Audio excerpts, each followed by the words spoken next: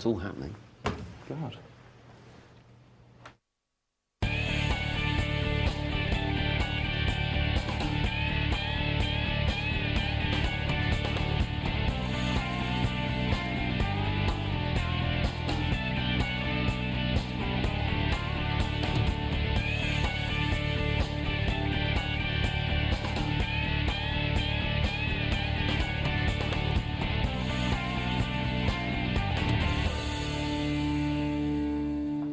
Good evening and welcome to Wednesday's Poker Night Live. You've got 4 hours of no-limit online poker. Real players play for real cash all of the time at your disposal. If you love poker, you couldn't be in a better place.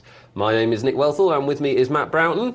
Hello, Good evening. Matt. Hello, everybody. Are you well? I'm very well, thank you, Nick. What the devil have you been up to? Haven't seen you for a little while. I know, I've been busy. I've been out the EPT in Deauville, fleecing French people for their money. It's all right, isn't it? Yeah, it was lots of fun, actually. Deauville's quite sophisticated. It is, but it's not very easy to get to. If you're going there for your holidays, leave at least 3 days to get there and 3 days to get back again. Lots of trains involved, unless you've got a helicopter, which I don't. 1 minute in and already the first Deauville transportation tip. You can't get better than that, can you? As ever, guys, we're going to have a big mix of games for you tonight. And, of course, as ever, it is your show. We are live for the next 4 hours, and we need your texts and your emails to tell us what to talk about. You dictate the content of the show on Poker Night Live, and you do it by getting in touch with the studio, which couldn't be easier. You can text us on 62211, 62211. And I'd emphasise, as ever, it doesn't matter what stage of the game you're at, whether this is the first time you're seeing the show or whether you've seen it from day one. poker@pokernightlive.co.uk is the email. Do get in touch and ask us anything you like. pokerlightlive.co.uk is the web address. Yeah, do ask us anything you like, and do share with us your poker anecdotes if you were down in Deauville with the lucky Mr. Broughton. Indeed. Let us know how you got on. Do let us know how you got on and your experience of it. If you've played poker at all recently, do let us know all about it, and as ever, your anecdotes are appreciated greatly. Now, we're going to have a big mix of games tonight. We've got a multi-table tournament, I'm happy to say. Indeed we do, indeed we do. And we'll have the drama of the final table for you. Let's have a look at what's on offer at the moment, shall we? Indeed. So, ladies and gentlemen, welcome to the first table. This is a $10 sit-and-go tournament. Nick has just poured coffee all over himself, which is going to make an interesting back into vision. I was trying to get you, but... Really, yeah. A couple of familiar faces there, only one empty space, so we will be coming back to this shortly. We have the next step up in levels here. We've got a $20 tourney. A couple of people already managed to steal money off each other, and it is stealing in poker. We have cash games as well as tournaments, folks, and this is a cash game. It's a 25 cents, 50 cents cash tournament. Nice full table, again with some Poker Night Live familiar faces, so we will come back and check in them a bit later on. And it is the green table of doom. It's our multi-table tournament, which we will be popping in and out of all night long until we finally settle on the very exciting final table. We do love the final tables, don't we? They do add to it. They are very exciting. They make it. They are very if you haven't seen one before, do stick around for that.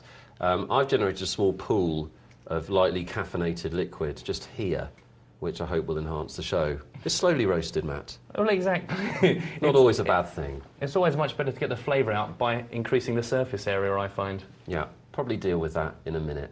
Guys, do get those texts and emails coming in, poker@pokernightlive.co.uk. And on Wednesday night, hey, it's over the hill day. Weekend is in view. Practically days away. Practically days away. Stay up with us through the night, and we'll have a bit of fun, I'm sure, and learn a lot along the way. I would also point you to the fact that we are moving channels. We've been 226 for a while. A little bit bored of that. We've changed it up. We're 843. We are. Is indeed. That right? Indeed. It's like getting a new phone number. So exactly. Paranoid. Very exciting. We're channel 843 from the 28th of February, so change your TiVos now. Can you do that? TiVos? Do people still use those? Your Sky Pluses. Sky Pluses, yeah. Add it to your favourites. Your Services post-it favourites, 843. Oh, yeah. All the technology. Guys, we're going to get to a game. Let's see what we've got. We're going to start with our multi-table tournament, get a little flavour of that, see how the boys are getting on and give you some info. Matt, do you have the gen? I do. You go mop yourself up, love. So this table... Only one gap, but we've lost a few players here. We started off with 31 tables, 245 players. We're now down, I believe, to 16 tables. We've lost about half the field. Everyone here started off with 1,500 in chips. And there is a prize pool tonight of $2,450. We have 115 players still active, some of which have lots of money, some of which have hardly any money whatsoever. But that's the way of the multi-table. And some lucky chap here, or chapess, is going to turn their $10 entry fee into $735, for that is the top prize. That's awesome, isn't it? Which is not too bad at all. Really, in this game, you've got to be in the top 3, otherwise it just is not worth it for the amount of time you spend. So we've got first prize of $735, second prize of $477, and the third prize of $294. So all handsome amounts. And we're actually here following the table that features the chip leader in the tournament as it stands, which is in seat number 5, which is under 16, who's got best part of 11 grand in front of him. And you can see the difference around the table, going down 8 grand, 3 grand, a couple of grand, and there's poor old Mitts over the 9 o'clock on your screens, folks, 730. The blinds 50 and 100, so he's got a few blinds left in him yet, but I imagine here's a player we're going to see start getting a bit jiggy with it reasonably soon. Nick, how are you? Have you recovered from the coffee accident? Yeah, let's not dwell. No? I recovered in an instant, Matt. Really?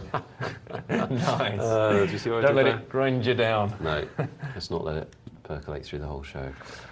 So yeah, Mitt's 730 with those blinds. He's going to want to push in at some point soon, isn't he? Or I would if I was him. I think that's about right. 730 is still a reasonably scary amount for any number of these guys. Still got a few, even if you're on 5 grand, to suddenly be challenged for 700 is a reasonably scary proposition. So Mitz is going to have to get himself busy as those blinds come around. Somebody joins the table there as the tables break down, obviously, as people leave the tournament. And we eventually land on our final table with all the chip leaders, all the best players of the tournament, battling it out, trying not to go home with only $61, having spent the last 4 hours of their lives churning away. Oh, they're having fun, though. That's the key point. As long as they're smiling. Do well to beat the last multi-table we covered together, won't we? Where we, I believe, had the final hand seconds before we went off air. That was I think we literally had 6 seconds. We didn't think we were going to get that final. It was heads up for ages. Very exciting. But we managed to just get the result in before we headed off to bed. It was an electric stuff. And as I said at the top of the show, if you haven't watched one of these multi-table tournaments to the conclusion so far, then I'd encourage you to do so. They really are very exciting when they get to the final table, and also a really, really good way to learn and improve your game, especially if you want to play in these kind of tournaments. So you see Pocket 66 make a flush. His opponent doesn't have very much, so I don't think he's going to make too much money out of it.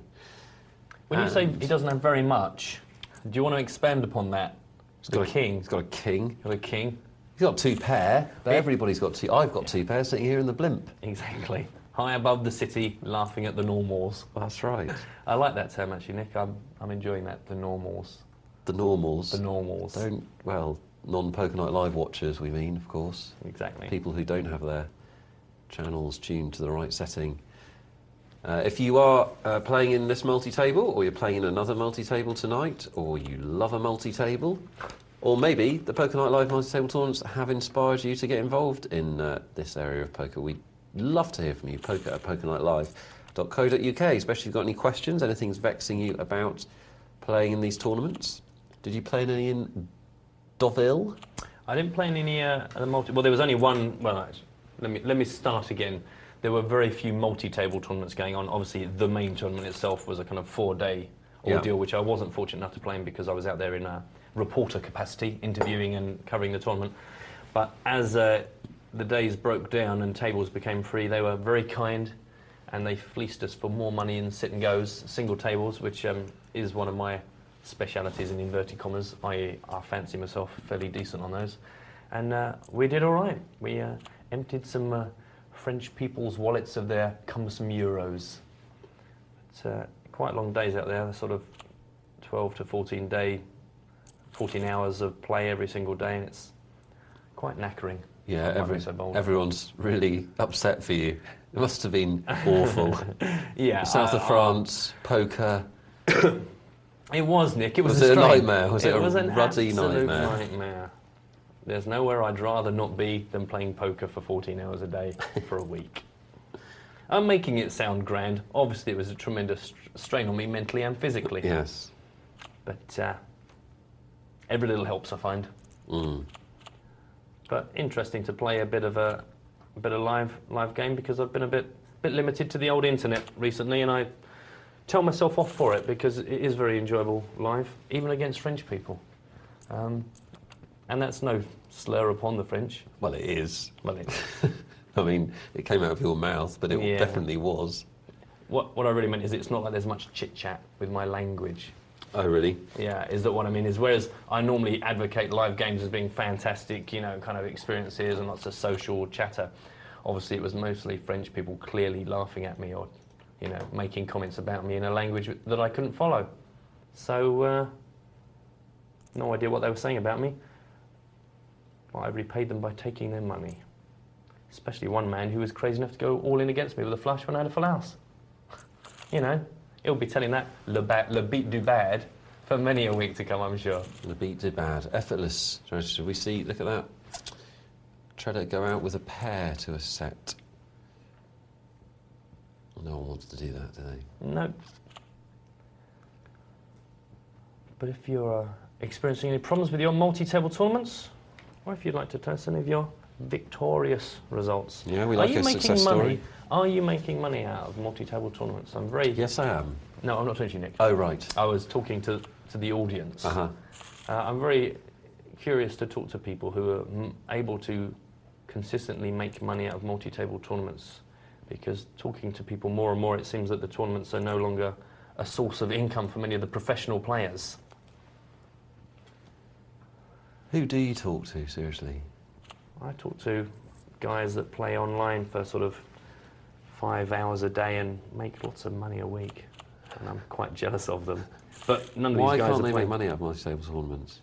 because they can make money out of them, but the investment of time versus, you know, if they want to sit in a tournament all day long, knowing that they've got to come in the top numbers to take home any sort of value, they're sitting on the £10, £20 cash tables. Yeah. They can make far more over a period of variance than they can do, because they're very much relying on having a couple of real big hits in big tournaments with decent payoffs. Yeah. And similarly, especially with the live events, you know, as I say, I jokingly said it, but you know, these guys are venturing out into the sunlight, sitting on trains, bouncing around. They get knocked out on their second hand and travel home. That's a lot of their own time, whereas they know they could sit grinding it out on the internet or in local cash game. Yes. So very many of the younger breed that have been brought up on online find it very hard to justify doing anything other than grinding out and making their money there.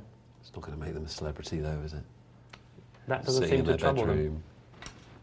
Exactly. clicking away. But what do you want? Both. You want to be rich and famous, don't Money you? and fame. That's all that it's about. Good. No, Well, you heard it here. It is a... obviously, there are advantages of live poker and there are advantages of internet poker. Let's be honest. Live poker is a more entertaining, visceral, exciting experience. May we? Internet poker, for a lot of the top pros, is more profitable. But I don't buy this can't make money in multi-table tournaments malarkey. Because your win rate is your win rate, whether it's in a multi-table tournament or whether it's in a cash game. And if your win rate isn't as high in multi-table tournaments, you're either not as good at them or you're not entering high enough buying multi-table tournaments. An interesting point you put forward, or even put forward. I did do that. You put forward. I did. Wasn't afraid to. This is our multi-table tournament on Poker Night Live this Wednesday night. Getting towards the mid-stages of the tournament, about half the field have gone, a little bit over half the field in fact. And we'll be dipping in and out of this tournament until we reach the final table. I'm hearing we've just got 89 players left from original 245, so they are dropping like flies. We'll be back with the multi-table in a little bit. We're going to warm you up a little bit more with a bit of gentle cash, I think, Matt. That would be nice. We like a bit of cash, don't we? We like all the games. They're very easy. We do. We're going to stop off for a brief email. This is from Ian, who says he's new to poker and trying to learn the game. I watch the show every night, but I'm slightly confused over something. In a no-limit game of Hold'em, if the last player to bet in a betting round puts in a big raise to end that round of betting, does the next player to bet have to match the big raise of the previous player, even though it's a new betting round? Well, Ian, obviously that is quite a basic question. Happy to answer it, of course. Do keep watching. Also, do watch tomorrow night, because every other night on Poker Night Live is a beginner night where we focus on those people with lesser knowledge of the game. Tonight we do assume a certain level of knowledge, I guess. But Matt, do you want to just talk us through that?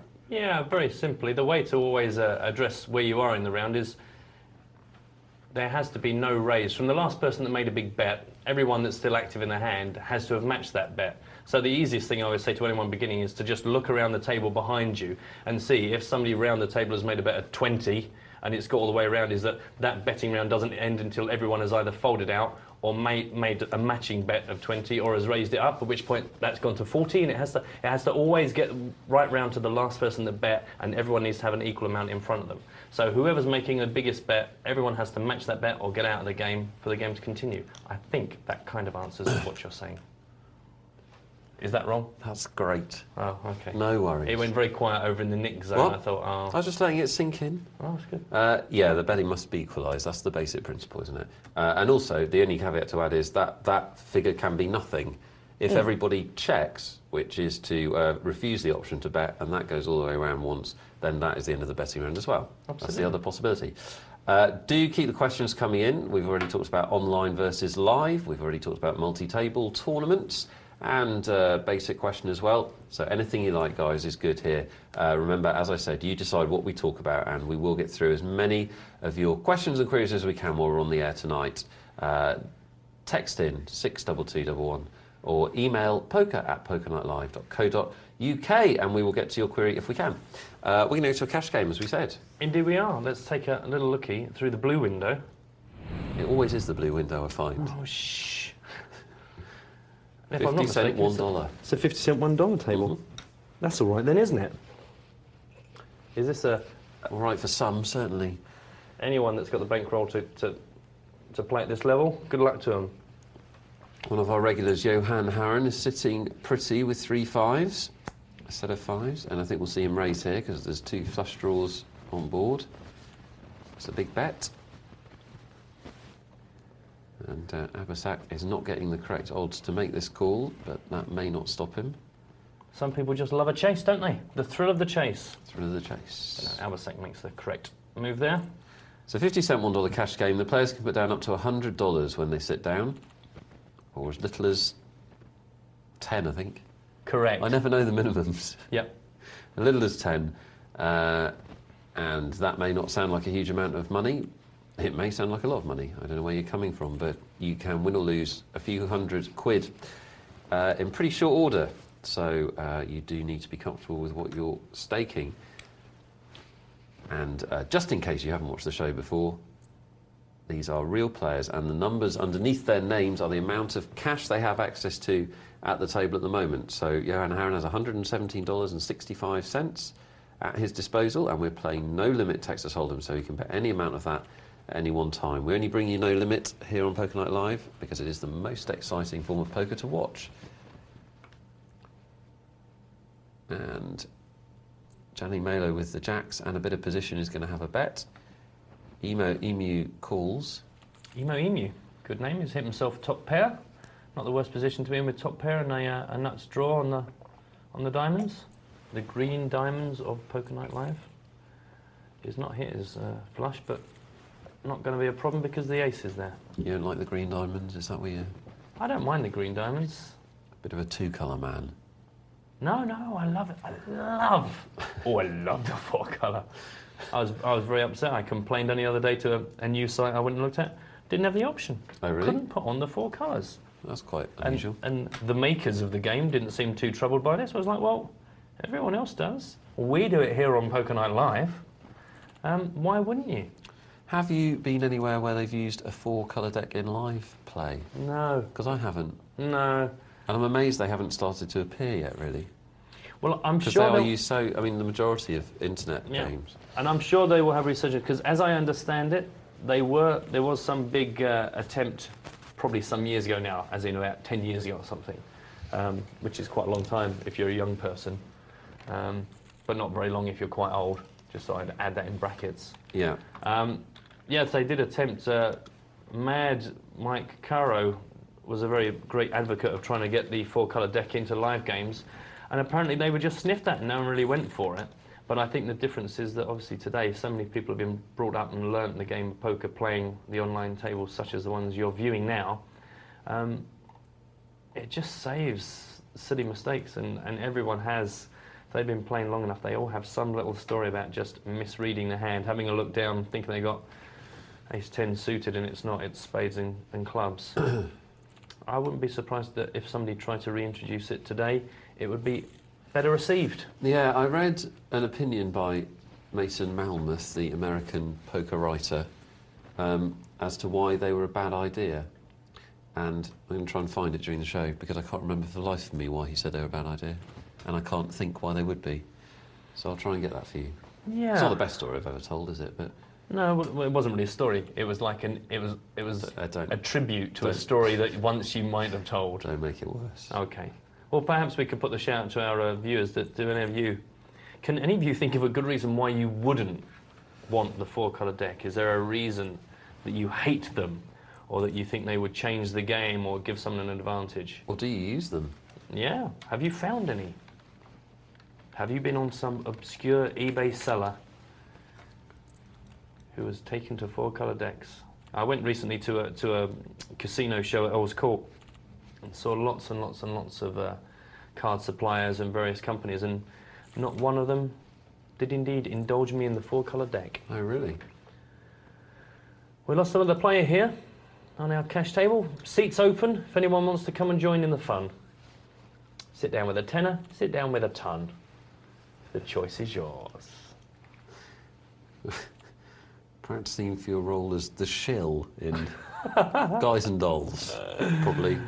You don't see shills these days, do you? In my original day, you did. Johan Harron making an interesting raise with the 5-8 suited, varying his play. Anyway, ignoring that and coming back to what I just tried to initiate as a conversation, don't see shills these days, do you? What, anywhere? No. In my day, the tables were full of them, just trying to get the action going. No, he's really not interested in me, folks. I know you can't see it, but Nick's just looking away from me now. He's turned his back on me, as if I was some sort of dog. Don't lift the veil for the viewers. Just, you know, imagine that we're getting on. Let's work on that premise for a bit longer. Like Starsky and Hutch, when you found out years later they hated each other. Did they? They hated each other. I didn't know that. I made that up, actually. Okay. No, but no, there's always things like that, isn't it? It's like the guys on Chips, or Eric Estrada, and the other one. And you thought, those guys, they were wicked. So they hated each other, just absolutely hated each other. Although I was pleased to see in Smallville last night that both the guys from Dukes of Hazzard were on. And that was a chill of nostalgia to me. For probably 95% of the viewing audience, no one had a clue who these old blokes were. But I loved it. That must be a faintly horrible place to be in life, mustn't it? We used to be this character. And there were lots of little mentions, little kind of drop jokes that you'd get if you'd watched Dukes of Hazzard, but they were quite weak, and you know that most of the audience were going, why are these old blokes driving a car around and going yee-haw? They look very, very old and ancient. Shocking, isn't it? It is. Snap it and Given in the blinds, and neither has a hand. He who bets wins, I feel, might be the case here. Is anybody going to fancy the chance to have a prod? Snap it and Johan Harron, two of our regular players, both play quite a solid game. I'd say Johan Harron varies his game a little bit more than Snap it, rightly or wrongly. You be the judge.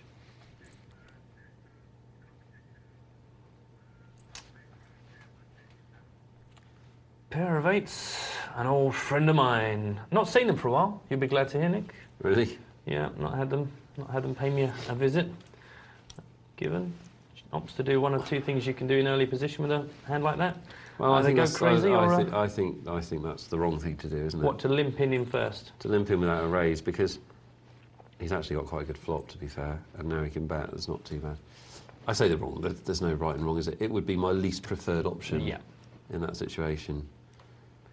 The raise there, you've got a good chance of winning it straight away. If it is called, then you can make a continuation bet on the flop, whatever the flop. Very hard for the other players to know where you are. If you're only calling, most flops are going to be unfavourable to you with a pair of 8s.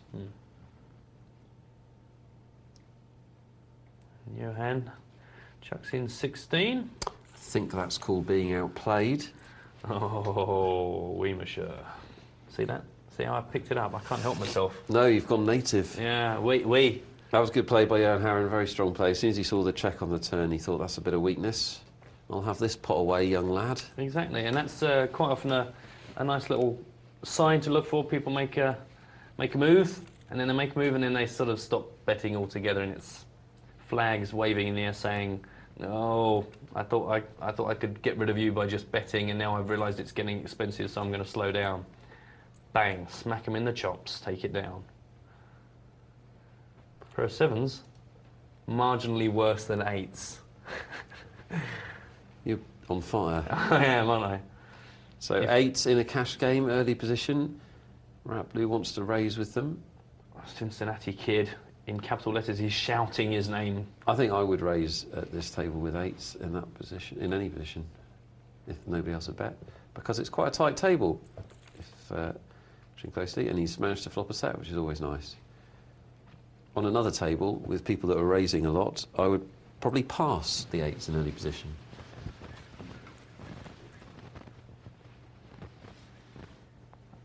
It's all about knowing your table, knowing your players with the cash stuff. Get a bit of a feel for how people are. Are they super tight? Are they a bit more loose? Well, this is a tight table, isn't it? Yes. Very at a table. Yeah, I'm not going to see anything too crazy here. And that's how the guys are playing. 3 very tight players there. Over 80% of the hands they receive, they're throwing away.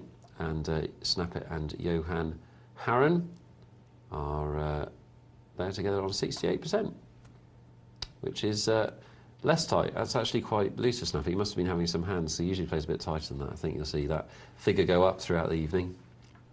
That's my prediction. I've made a note of it, and we'll be coming back to you. Oh, yeah. You can't just go around saying these sort of things without being prepared to back it up. I can. It's a long show. People forget. Really?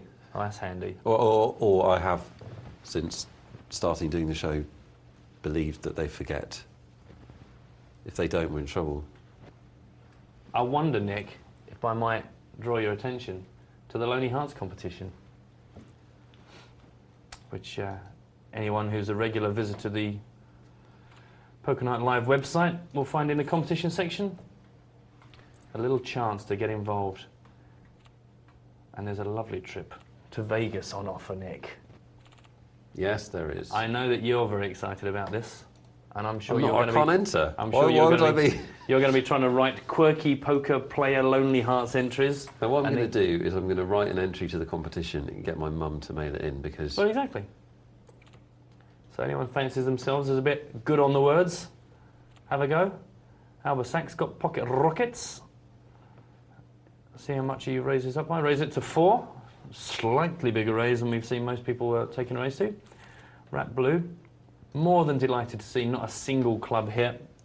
The worst thing in the world for him right now would be to actually hit himself an ace. Given gets the middle pair, but not much else. Albasac, is he going to try and draw people in? No, bang. Not worth being silly here. You got the best of it.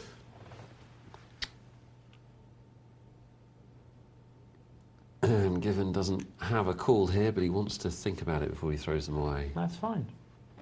He's allowed 30 seconds, and that's his prerogative. Or he might. Do you know what? I saw some amazing multi-tabling going on out in France. Some ludicrous. Live? No, as just like some real natural athletes. A guy running for it. No, a lot of the guys. It was quite funny actually. We had in the media area, they'd set up a kind of a wireless, a Wi-Fi connection for people to update their blogs and so and so. And of course, some bright sparks found the edge of the perimeter, the bubble of Wi-Fi, and were laying in the corridors of the hotel, plugged into their favourite online poker sites. And there was one guy, a Swedish guy, walked past. He had 10 tables on the go at once. It was absolutely mental. And I'm sure he was just doing it to impress us as we walked backwards and forwards past him. All play money, right? They were all 10 cents, 20 cents play money. Yeah. But I don't know. That strikes me as just purely mental. You must be just waiting until... You must have a program that says, wake me up when I get aces. Yeah, exactly. Because there's no way you can do anything but play like a rock if you're going to multi-table 10 tables. That is a lot of poker games. That's a lot of poker. By anyone's counting. Four tables, okay. You know, maybe you can kind of concentrate on that, but 10 tables, I fear, is pushing it a bit. Seat open, table 3. We've lost one. He might just be having a little kip. Gone for a burger. Emu's got little pocket 9s. Cincinnati Kid, is he going to chuck another 4 in it to see if he gets lucky with... It is a tight table, isn't it? It is.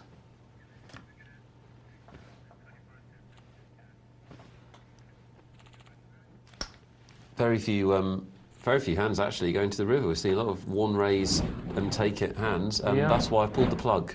You pulled the plug? What's happened? We're going to try elsewhere. Ah, well, hang on a minute. Snap it. Snap it and Johan are here. Multi-tabling.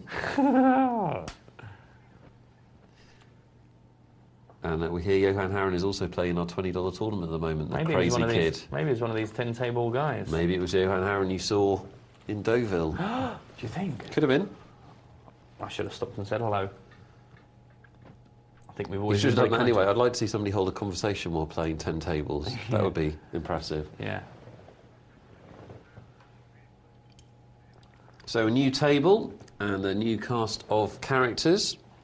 Drop down limit, and already it looks a little bit livelier than the game we were watching before. We were just warming you up with that 50-cent $1. And Jacks versus Queens. Tragic Trev, a regular player and contributor to the show. Good evening to you, Trevor. Evening, Trev. Is he going to have a little look here, just in case he gets lucky? He's well, actually, he's very lucky that he didn't get lucky, because had he hit himself a set there, this is a bad situation for Tyre for the Queens. Yeah. Now, is Tyre going to pick up what's going on here? He just gets a flat call, meets resistance, as you would say. Yes, yes. Will he go, now hang on, met a bit resistance? Well, the thing is, he's only got $10 left. Yeah. So he might as well put it in. Yeah. He might as well put it in, because if Cashman makes a bet, then he can't not call, because he's getting odds that it might be a bluff or a weaker hand. Very difficult situation to get away from, because he's only really scared of what he is in fact up against. Yeah. And the fact that the board actually paired as well makes it more like if he was worried about Jack 7 or, you know, etc., etc. Yes, the fact that he picks himself up ultimately 2 pairs, one of which is a pair of queens, actually makes it easier for him, I would say, to get involved. Yeah, not a good situation at all, and a very, very difficult one to get away from. In fact, the only way you're going to get away from a situation like that is if both players have got a lot more chips in their stack, and the betting develops over the streets, and you can detect a bit more strength. But with a limited stack, it's very difficult. This is how the players have been playing on this table, and a little bit of variety in styles. Hands dealt there for Snap It, so he's not been too long on this then, by the look of it, even though we know he's a multi-tabling maniac. He's not been actually here too long. Just plugged in for the evening's entertainment. That's right. I hope you at home are plugged in for the evening's entertainment. We're here till 2 o'clock in the morning. Poker Night Live is with you, so if you are into poker, or if you'd like to get into poker, welcome aboard. You couldn't have found a better place to spend your Wednesday night. And we'd love to hear from you, whether you're a regular contributor or whether this is your first time watching the shows. We know we have new viewers every night.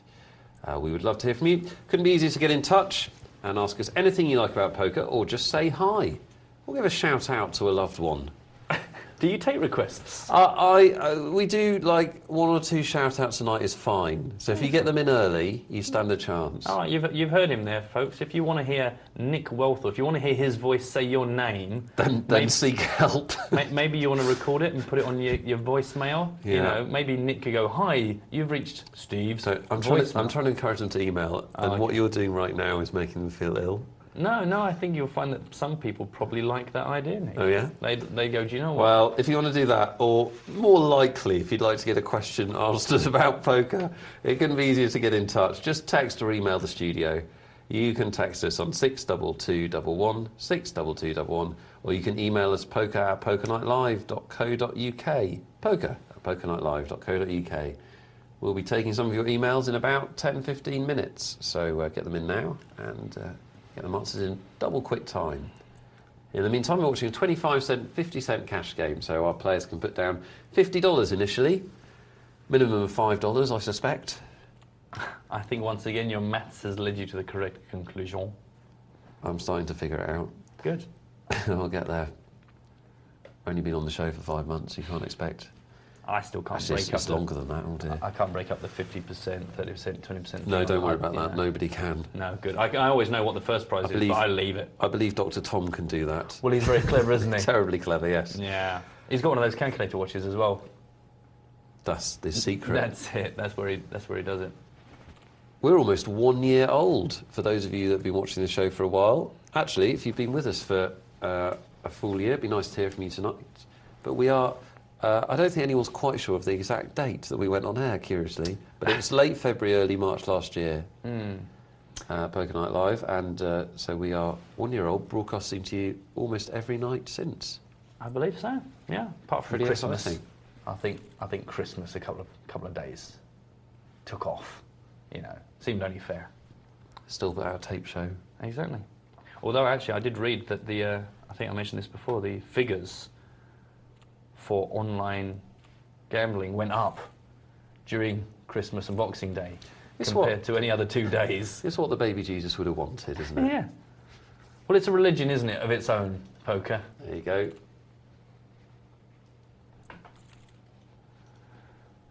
Well, Tragic Trev's picked up the top pair in a fairly weak board. He has a position, does the right thing, has a little prod, unlikely to get a call here.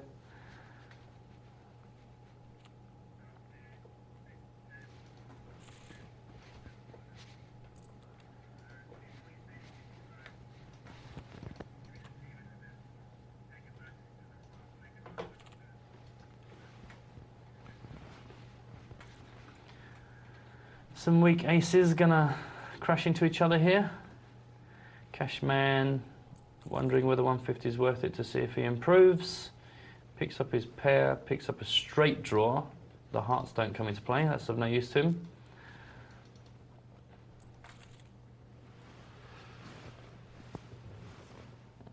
Well, this is a lesson in not playing those bad aces, isn't it? Or not getting involved. Yeah, you just end up sort of playing a hand you think could so easily be beaten. You don't know where you are. Just wishing Cashman would stop calling. Well, these are hands that if you're going to make a profit in cash games, you have to be able to put down. Cashman has.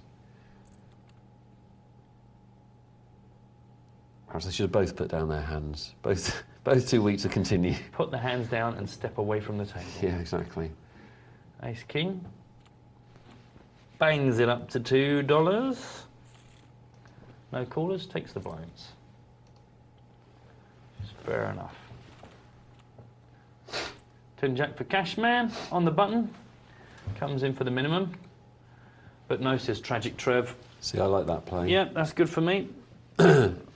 He's not making that play, of course, on the basis of his cards. No, he was. He knew he was going to do a full house. Clever. Good. Good for him. And Tragic Trev, happy to just I think you can call him Traj. I think we know him well enough. Traj Trev. Oh, my lord. See, now, he's made a mistake, I think.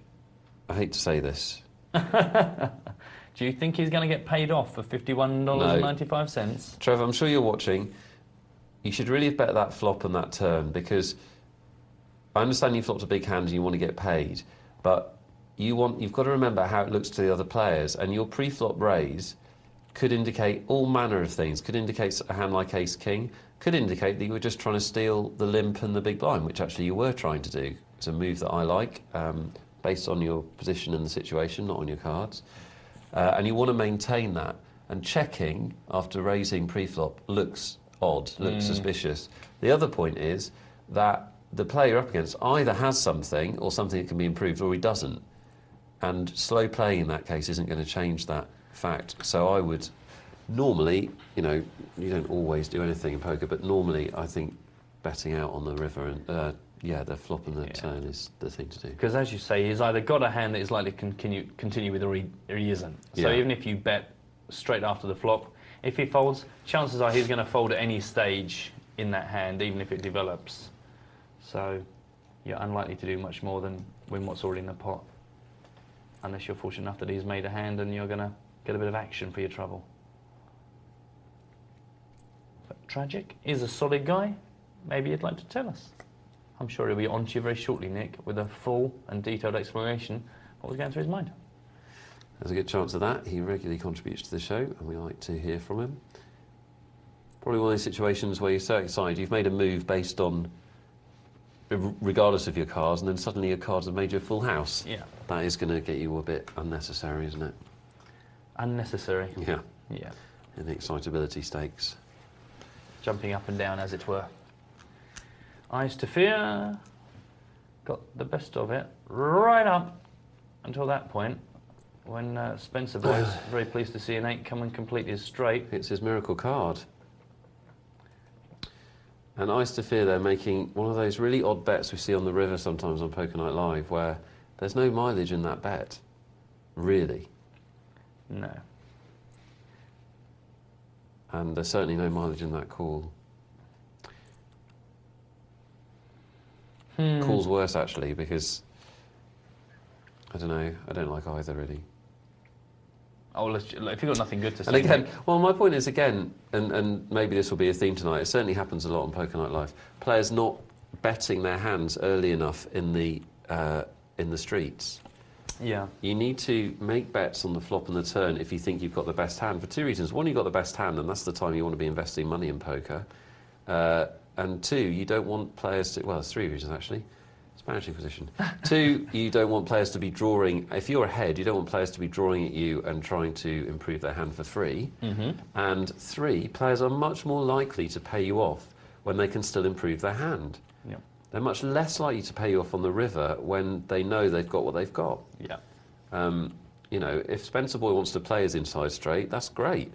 Let him play his inside straight. Most of the time he's going to miss it, but please, make him pay to do it. Yeah. Come on. Oh, Nick, how do you deal with these people? How do you... Well, I love them all, that's how I deal with them. It's I say these things out of a... I know, out of the love. It's big-hearted fool that I am. Tragic, look, every time he hits himself a hand, he's just not getting anything to play against there. It's a slow but solid grind. Ace-Queen versus Jacks could be interesting. Yeah, it can be frustrating in poker when you make hands and nobody else makes a hand. No question. Name exists there, decides to come in, see if he gets himself a set, which he doesn't. Not Tragic Trez flop, I'm afraid. Don't mind him betting. Decides to ask the question, did anybody else like that flop? Gets a reasonable answer there, with a re-raise, doubling his bet. 10 back at you. Tragic really got to let this go. Not that he did anything wrong, but that call, I don't really like that call too much. And now he's checked into Tayar, who decides to time to stop mucking around and chuck $15 at him. And quite rightly so.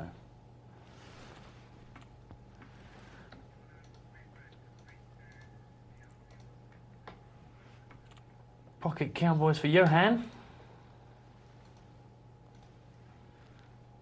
Brings it up again, the standard bet, brings that up to $2, gets a call out of the suited ace-5. Well, a 4 would spoil Johan's day. He's going to make it expensive for Cashman to draw. Cashman likes it enough to throw it back at him. He's got the top pair as far as he sees it. And he's also got a straight draw and an ace sitting in his bag of tricks. Johan is going to make it expensive for Cashman. Should be an easy fold now, being check-raised, shouldn't it? He should be asking himself, what can I beat that would check-raise me? Good laydown. Yeah. Money saved and all that. That malarkey. Spencer Boy gets a hand. Is he going to fancy playing ace-jack in that position? I wouldn't. You wouldn't play ace-jack? Neither would I. Not there. As it goes. Good luck to your son. Oh. You picked up the blinds.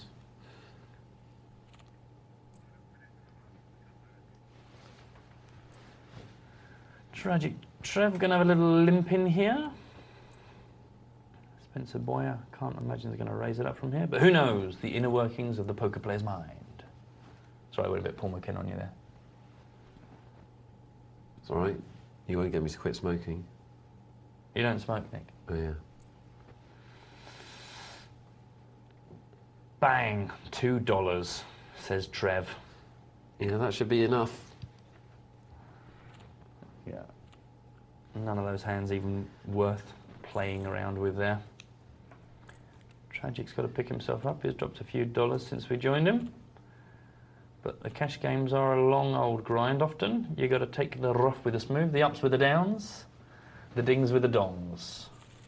I'm not sure whether a ding is. I think dings and up and dongs are kind of like, that's the bad. I don't know what you're saying, Matt. It's like stalactites and stalagmites. Never really remembered those. Yeah.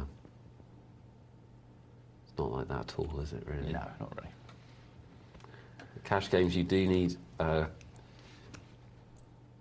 constancy about your game, I think. Yeah, and Harron flops 2 pair. That's a neat trick. Let's see how he wants to play. It's an interesting one, whether he slow plays or bets out. He does bet out. He figures there are 4 people behind me, somebody will call me. He also figures the flop's so low that nobody's going to bet it. And he may be disappointed on all fronts. He is. He is.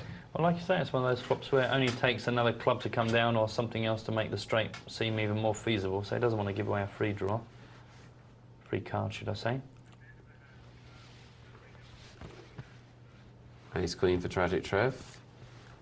And let's see if Eyes to Fear wants to play Queen Jack. He doesn't. It's a very disciplined 25-cent, 50-cent game, isn't it? And Trev must be getting a little bit frustrated now every time he makes a move. Can we have some nutters, please? Yeah, where are the nutters? You know, we're on TV. Let's have a bit of entertainment. No, it's a very good play. If you want to know how to play a cash game, these guys are not doing too bad a job of it. Those are the hands that are doing well so far tonight. Percentage of winning hand types. We've had some full houses. That's the best we can do for you so far. I promise we'll get a straight flush by the end of the night. Watch till 2 a.m. Can't promise that. Thanks so much for your emails so far, guys. Already a goodly lot to sift through. Steve sent in an entertaining one. He says, "Hi, Nick, and the new ambassador to France." That's you. Bonjour. See, multicultural Poker Night Live. This time last night, I'd have said 4 colour decks. Who needs them? I think that's probably more. Just like that, I would have said it. But then in the early hours, in a long single table tournament, when I'd been heads up with a guy for what felt like an eon, I read 2 diamonds and a heart on the flop as 3 diamonds. With my 2 diamonds in the hole, I called it all in and lost practically all my chips. That's horrible. And now I'm in favour of 1 suit on a plain background, 1 on a stripey, a psychedelic number for the 3rd, and the 4th to be a distorted mirror. It's only a matter of time. One day. If you want to look into a distorted mirror, you'd probably not work on your self-image. Thanks, Steve. So 4 colour decks, they are one of those things which you don't think are relevant until they are very relevant. Yeah, I mean, I'm surprised because normally I would find the mistakes people tend to make is looking at their whole cards. To actually misread the board is quite a... You really do need to lie down and a cup of coffee at that stage, because it's normally people having a quick look at the cards and then they're kind of hiding them and then they don't go back to them and they just got it in their head they've got 10 queen hearts and it's not. But I thought that was going to turn out to be quite a sensible email, but then it just got silly at the end. Yeah, that's why I read it out. The first bit of it, I was with you, and then the bit with the wavy cards and stuff, that kind of scared me, to be really honest with you. I thought it was great. My worst ball reading mistake, which I made a good 3 or 4 times actually when I used to play Limit, until I was aware that it was a problem, was when I had flopped a set, and if you play limit games, even if you play decent level cash limit games, you'll find a lot of calling stations, and it is a game, of course, where it's correct to call a lot. And I would flop a set against a flush draw, and I'd be betting as much as they'd let me, which is not enough. And somebody, or more than one person, would be calling, and obviously I had my set, so the last thing I wanted was a flush card to come. And I think 3 separate occasions the flush card came on the river, but it made me a full house. And I was so despondent the flush card had come that I either just called or I didn't bet my full house, and that probably cost me quite a lot of money. It's not Everyone's impressive, got their is it? stories. 4 colour deck would have solved all of those problems. Any misread of board stories for us, guys, do get them coming in. Lord Sam has emailed to say, good show as usual. A couple of us are thinking of going to Walsall to play in a live tournament tomorrow night, as there's a rebuy no limit game. Well, if you do, I hope you have fun. Lord Sam says, I agree that a multi-table isn't a good way to make a living, as you'd be able to play a cash table and get better value per hour, while also playing also be able to play quite a few sit and goes in the time you play a multi-table. Right. I need to nail this one because it's something that's been discussed on the show before, and the simple fact of the matter is whatever form of poker you play, you have an expectation. Whether you sit down in a single table tournament, whether you sit down in a cash game, or whether you sit down in a multi-table, doesn't make any difference. You have an expectation. Hopefully that's a positive expectation because we want to win money, and that can be expressed in different ways, but it can be expressed, for example, as an hourly rate. Now, if your expectation in a multi-table is a good positive number, and that hourly rate is a good positive number, then you can make a living playing multi-table tournaments. And I will brook no argument to the contrary. No, you can make a living playing multi-table tournaments. The thing with multi-table tournaments is that you may go longer between your cashes. In fact, you will go longer between your cashes. Because single table you're playing at 7 people, cash games you can cash out ahead a decent percentage of the time if you're a winning player. So you'll go longer between your cashes, but that doesn't mean that your expectation isn't positive or that you can't make a living. And as opposed to, sorry to spend a little bit of time on this, but it is important to understand this. If you think that you can make more money in cash games than sit and goes because they're faster and you cash more often, then you're just not understanding hourly rates, and you're not understanding the fact that probably your multi-table tournament buy-ins need to be bigger than your single-table tournament buy-ins to have the same earn rate. Sorry, I'm going to let you speak now, Matt, because I banged on there. But it is a misunderstanding that people seem to have. I think the other thing is that also you've got to take into account that people find they have preferences to what sort of game they think they're better at.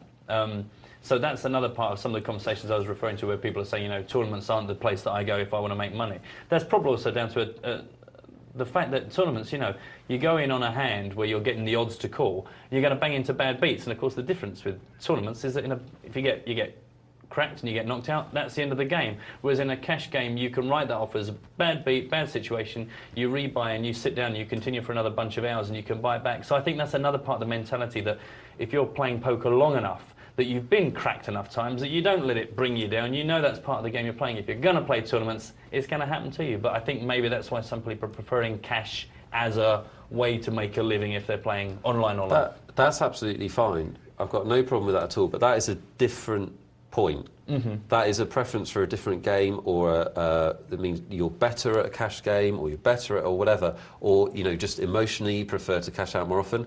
But that doesn't mean that you can't make money at multi-tables, or multi-tables are worse at making money.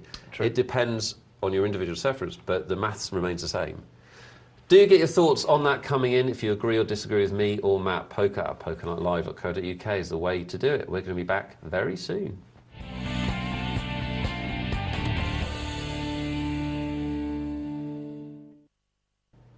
Hello again, Nick and Matt with your Wednesday night Poker Night Live. Email from Crumble, who's enjoying the show as ever. Thank you, Crumble. You asked about success in multi-table tournaments. I've now played the Poker Night Live multi-table tournament 33 times, including tonight. Are you still in, Crumble? I really like this tourney because it's a nice size and doesn't take all night, so I can still get up for work the next day. Good stuff. My overall profit, including tonight's winnings of $0 for 45th place, there's the answer, is $507 from 47 hours playing time. Pretty good. I've had 6 payouts, a second, third, fifth, and 3 lesser places. So Crumble is winning at multi-table tournaments. It can be done. I knew it. And that's his overall profit, so that's taking into account that he's spent $330 in entry fees. So, don't know, is that a good return? Is that a good return on your investment? Well, I would say on a $10 buy-in, that is a good return on investment, isn't it? It's an excellent return on investment. Well done, Crumble. Thank you for the email. That's interesting. We would like your thoughts on this multi-table tournament versus other ways of winning money at poker dilemma. Heck, we'd like your thoughts on anything. And, of course, your questions for Matt and myself. poker@pokernightlivec.co.uk is the way to get in touch. I've preempted a bit of on-screen graphicry. I can only apologise. There's the text, 62211. And just a quick reminder, based on my earlier prompt, poker@pokernightlivec.co.uk. Do get in touch, guys. Plenty of the show left to come, and we'll get through as many of your contacts as we can. As ever, you dictate what we talk about on the show. Now, we have got a multi-table tournament tonight. Well, there you go. Pretty exciting. We're all looking forward to the final table. I hope you are at home and you're going to stick with us.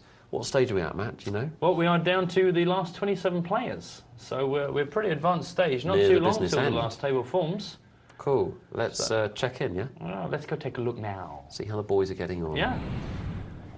This is the stage of the tournament that I like. When you, if you've got this far and you're not struggling for the blinds, you can start to play some poker, start to make some chips. Absolutely. And we're down to our last 4 tables, and the table we're looking at here actually features the tournament's current chip leader. Al Dunk is sitting up in seat number 1 with best part of 30 grand, which has got to be fairly scary if you're one of the guys in the 3rd or the 7th seat here who's struggling under 3 grand with the blinds at 300, 600. If you're under 3 grand, no one else's stack seems to matter, does it? Well, that's true. Just and it's desperate for some cards. And it's never nice when you know, if you make use of the data there is that tells you how many players are left and what the average chip stack is and what the smallest stack is. I hate being the smallest stack. I always like to think there's got to be somebody with slightly less than me, surely. But it's one of those things where you've got to rise to the occasion. Pocket aces versus pocket kings. In the blinds, this could be... Unfortunately, Dengai's only got 2,000 chips, otherwise this could have been real fireworks. As it is, Dengai's going to be gutted, isn't he? Sit there, you've got no chips left. Hallelujah, pocket kings. Bang, here we go. Well, it's not all over just yet. Another diamond or a king would have saved him, he said in retrospect. Nanoseconds after the event. That's horrible, isn't it, having aces sitting behind you? Very unlikely to happen, but it happened. That's poker, Nick. That is Isn't poker. it, though? Wasn't she? I think the key thing with poker is to just play a lot of it. Because when you first start playing, when bad things happen like that, you think, oh, why does it have to happen to me? If you play a lot of it, you understand slowly that it's like life. Everything will happen if you play long enough. Yeah, absolutely. And I think you find it, again, I'm finding this, the more I spend time talking with some of the guys that have been making a living for a long while out of poker, is how easily they take any loss, because they just know that you can't go off steaming.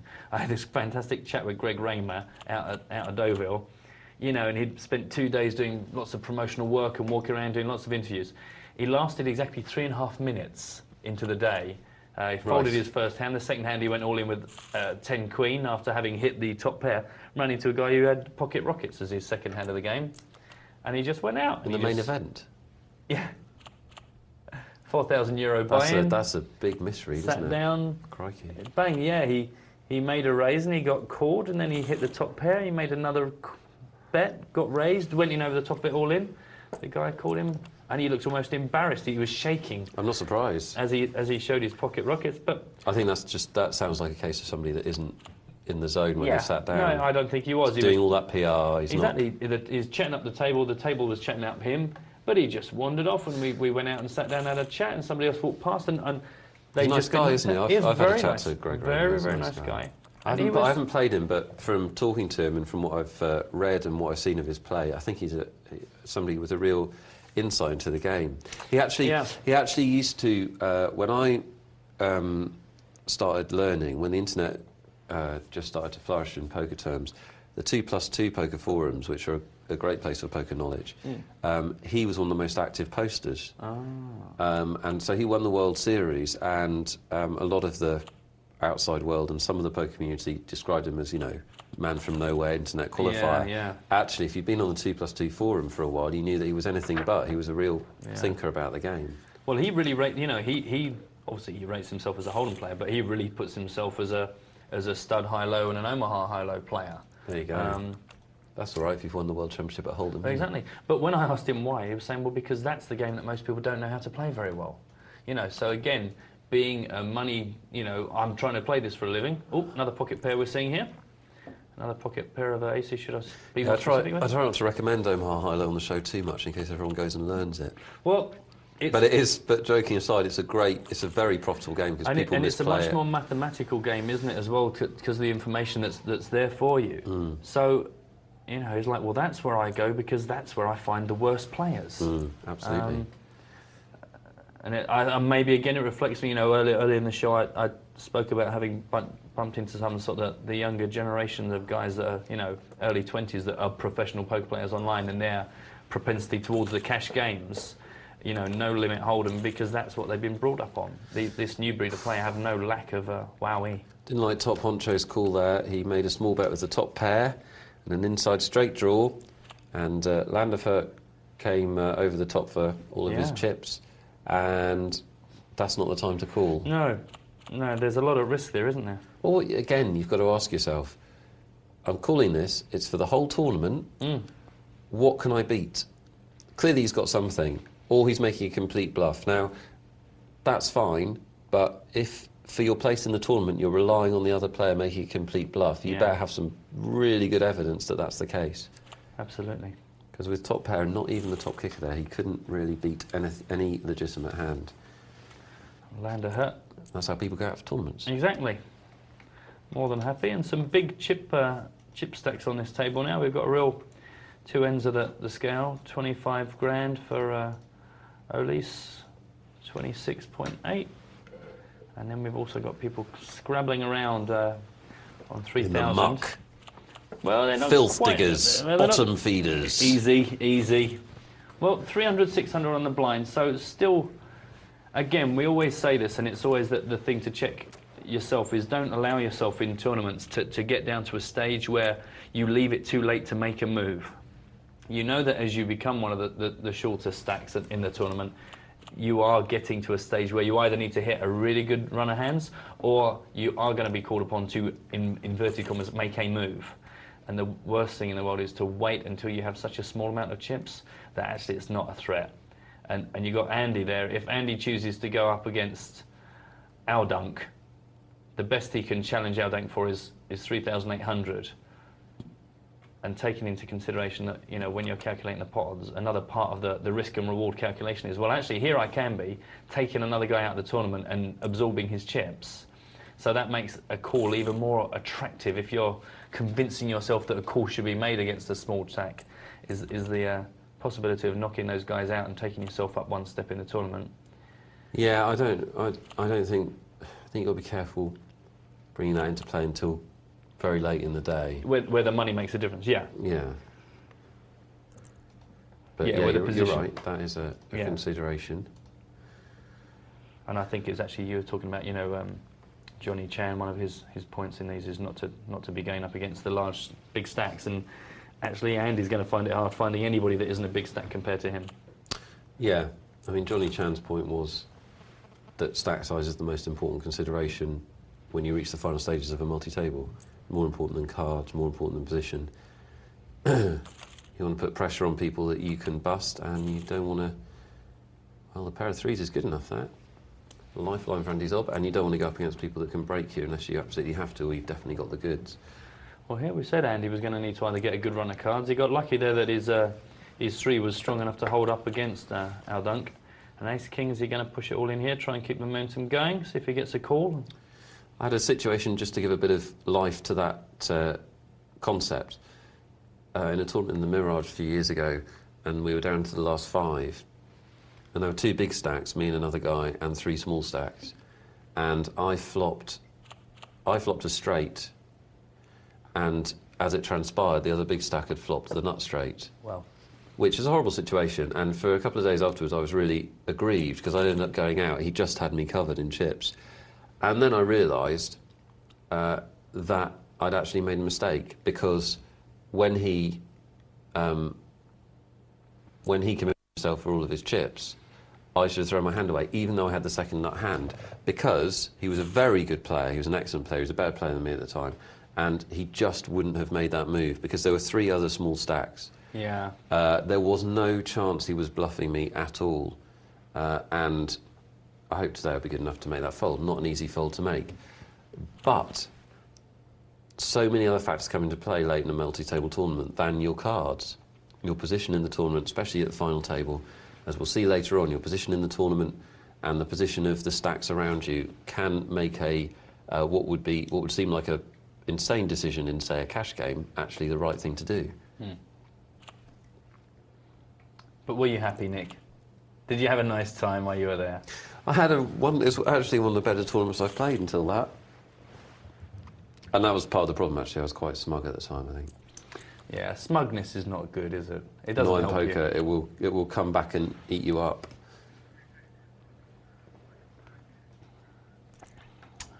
Well, Andy has picked himself up to just under 10 grand.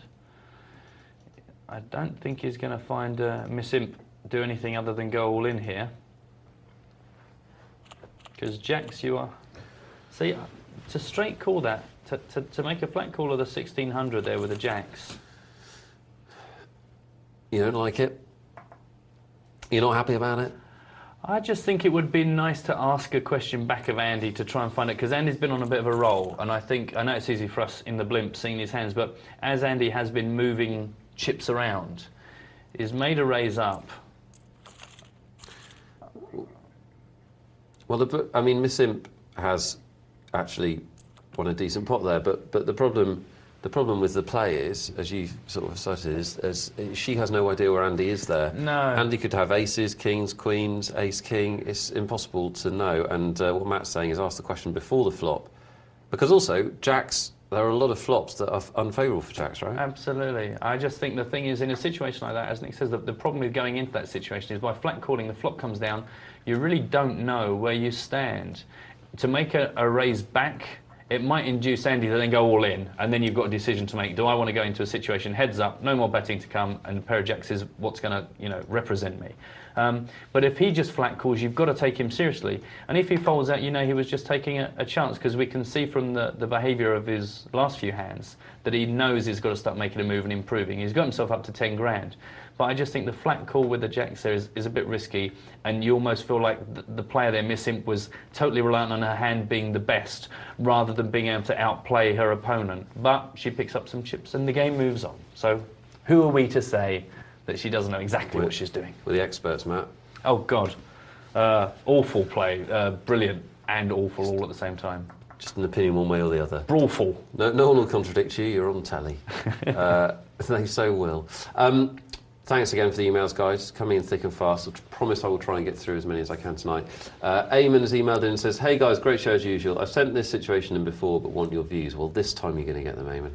I play 50 cent $1 very tight aggressive, and I have no problem tripling up or better with what I normally sit down with on a regular basis. Good for you. Bragging, but fair enough. My main problem is when I get king-king pre-flop and I know my opponent has ace-ace, I can never persuade myself to lay it down, even though I have no problem laying down queen-queen or ace-king. My night's winnings can be very undone very quickly. How often would you lay down king-king pre-flop? Well, I'll tell you one thing for certain. I'd lay it down every time I knew my opponent had ace-ace. Now, what I'm interested in is how do you know that your opponent has a pair of aces? Because that's quite a bold assertion to make. If you know if you're certain, will you throw away your kings every time? So I'm not quite sure what you're basing that on, what betting pattern you're basing that on. So it's an interesting one. Laying down king-king, Matt. Yeah, I mean, as Nick says, if you know, and I mean, you've really got to have some information, some history or some real tell on this guy to say that you know he's got aces. Well then, yeah, is that if you fancy calling, you fancy going heads up with someone, you know what the odds of you winning are when you've got pocket kings and he's got pocket aces. So unless you're a gambling man who fancies cracking a guy with pocket aces every once in a while, you've got to know what you're putting on the line. So if you really, really think you know, then surely it's very easy to throw away. It should be as easy to throw away any hand when you know you're losing. You make a decision. Do I go into this situation knowing I'm the underdog and praying for the cards to come and hit me? Or do I just get out of it and, we always say money saved spends just as well as money won. So why would you ever put yourself in a position where you're going into any situation underdog? Easy to throw away in that, I'd say. Easy. Easy. I think in general, you wouldn't really be throwing away king-king pre-flop. But what you're saying to us, Eamon, is that you know your opponent's got ace-ace. So what Matt's saying is, in that situation, you would throw them away. But in a cash game, in general, it's very difficult to throw away two kings. The example that I always give is if I'm playing a player that I know is a solid player, and he knows that I'm a solid player, so both those things must be true for this to work. If I make say somebody initially raises, and I re-raise with my kings, and the solid player behind me raises again, then you can think about putting down kings. So that's a third raise, and he knows that I'm a solid player, so I wouldn't be re-raising with a less good hand. He's not going to do that with anything less than aces or a bluff. And the number of times he's bluffing will be so low that you can think about throwing away kings. But mainly in a cash game, you're better off not. But Eamon, do come back and tell us exactly how you know your opponent has aces, because that would be interesting. Quick one from Tragic Trev, because we were talking about his play. I don't know if you remembered, but he had a full house. He flopped a full house with his queen eight. He made a good pre-flop raise to try and steal some dead money, and then he actually managed to flop a full house, and then he slow played it. He's emailed in and said that full house play was absolute crud. I agree. But it takes a big man, Trev. Yeah. The excuse is I was multi-tabling 4 tables on 2 different sites. That's impressive. Although the effect on your play, less good. When I got the bing, I was amazed to see the full house flop, so I decided to slow play it. But that table is tighter than something slightly rude, Trev, that I won't be reading out on a family show. It was a tight table. I was getting frustrated there, so watch out for the action. The 2-7 suited hand is good, laugh out loud. Feeling the love in the room, lads. There's lots of love for you, Trev, and everyone else that contributes who also plays on our tables. Great to hear from you, and you'll know better next time, won't you? But if multi-tabling is causing you to make mistakes like that, that can be costly. So I know it's fun having lots of tables on the go, but you might want to think about cutting it down. Slightly worrying sign, isn't it? Well, it is, and it's very interesting because, again, I was just talking about some of the conversations I've had in the last week with some of the kind of the big name players, and some of these guys are really into, you know, multi-tabling, and some are keeping it at a very low limit because they're trying to find the balance between getting value out of their time, but also not getting so bored on a single table that they start playing hands they know deep down they shouldn't. But similarly, the other end of that spectrum is that you're playing so many hands that sod's law I find, if I ever run multi-table, all the tables are very dull, and all of a sudden I get 2 or 3 big hands going on where I want to focus on the betting pattern, and all the tables are overlapping each other. So it is very important that you don't just see, oh, I multi-table because I've got, you know, 4 tables open, I've got 4 times the chance of making the money. That's not necessarily the case, because when you do hit the hands that you're prepared to play in, how much do you know about that table that you would if you'd been focusing on it? So I think it's something everyone finds their individual niche. The guy with 10 tables open, God knows what he knows about the players or the betting patterns there. I hope he isn't playing for huge amounts of money, but maybe that's where he finds his success. He waits for his premium hands, he plays them out to fruition, and he knows that maths will back him up to win most of it. But it is important that if you're going to multi-table, you can still play a number of tables that you can still manage and you know you're getting optimum play out of. Because if you're jumping around and surprised by what you're seeing, you're going to miss opportunities to cash in when you do have a miracle like that flopping of the full house with the Queen 8. Yeah, good advice, Matt. It is a question of being honest with yourself as well. You know, it's fun to play lots of tables. You've got to be honest if it is reducing your abilities to play. No question. Keep the questions coming in, guys. 62211 is the text number. poker@pokernightlive.co.uk is the email, and we're here till 2. Stay with us. The multi-table tournament final table will be upon us in the next hour or so. It's red hot. White hot, I was going to say. Red's good. Red just to warm up. You know, then when we get heads up, we'll probably progress to steaming white hot. Good stuff. You know it's true. We're going to go to a single table tournament, guys. A $10 one, I believe. Let's have a look. Good stuff. Oh, hoof. Quickly, get it while it's hot. Hoof is all in. Pair of kings. Ace queen behind him.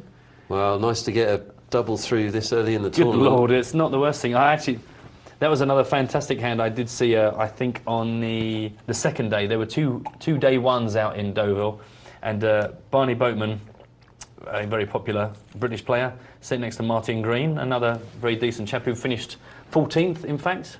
Good performance from him. And Barney, the second hand he got in the whole day was a straight flush. And the second hand of the tournament, he managed to double up because the guy next to him picked up the nuts flush.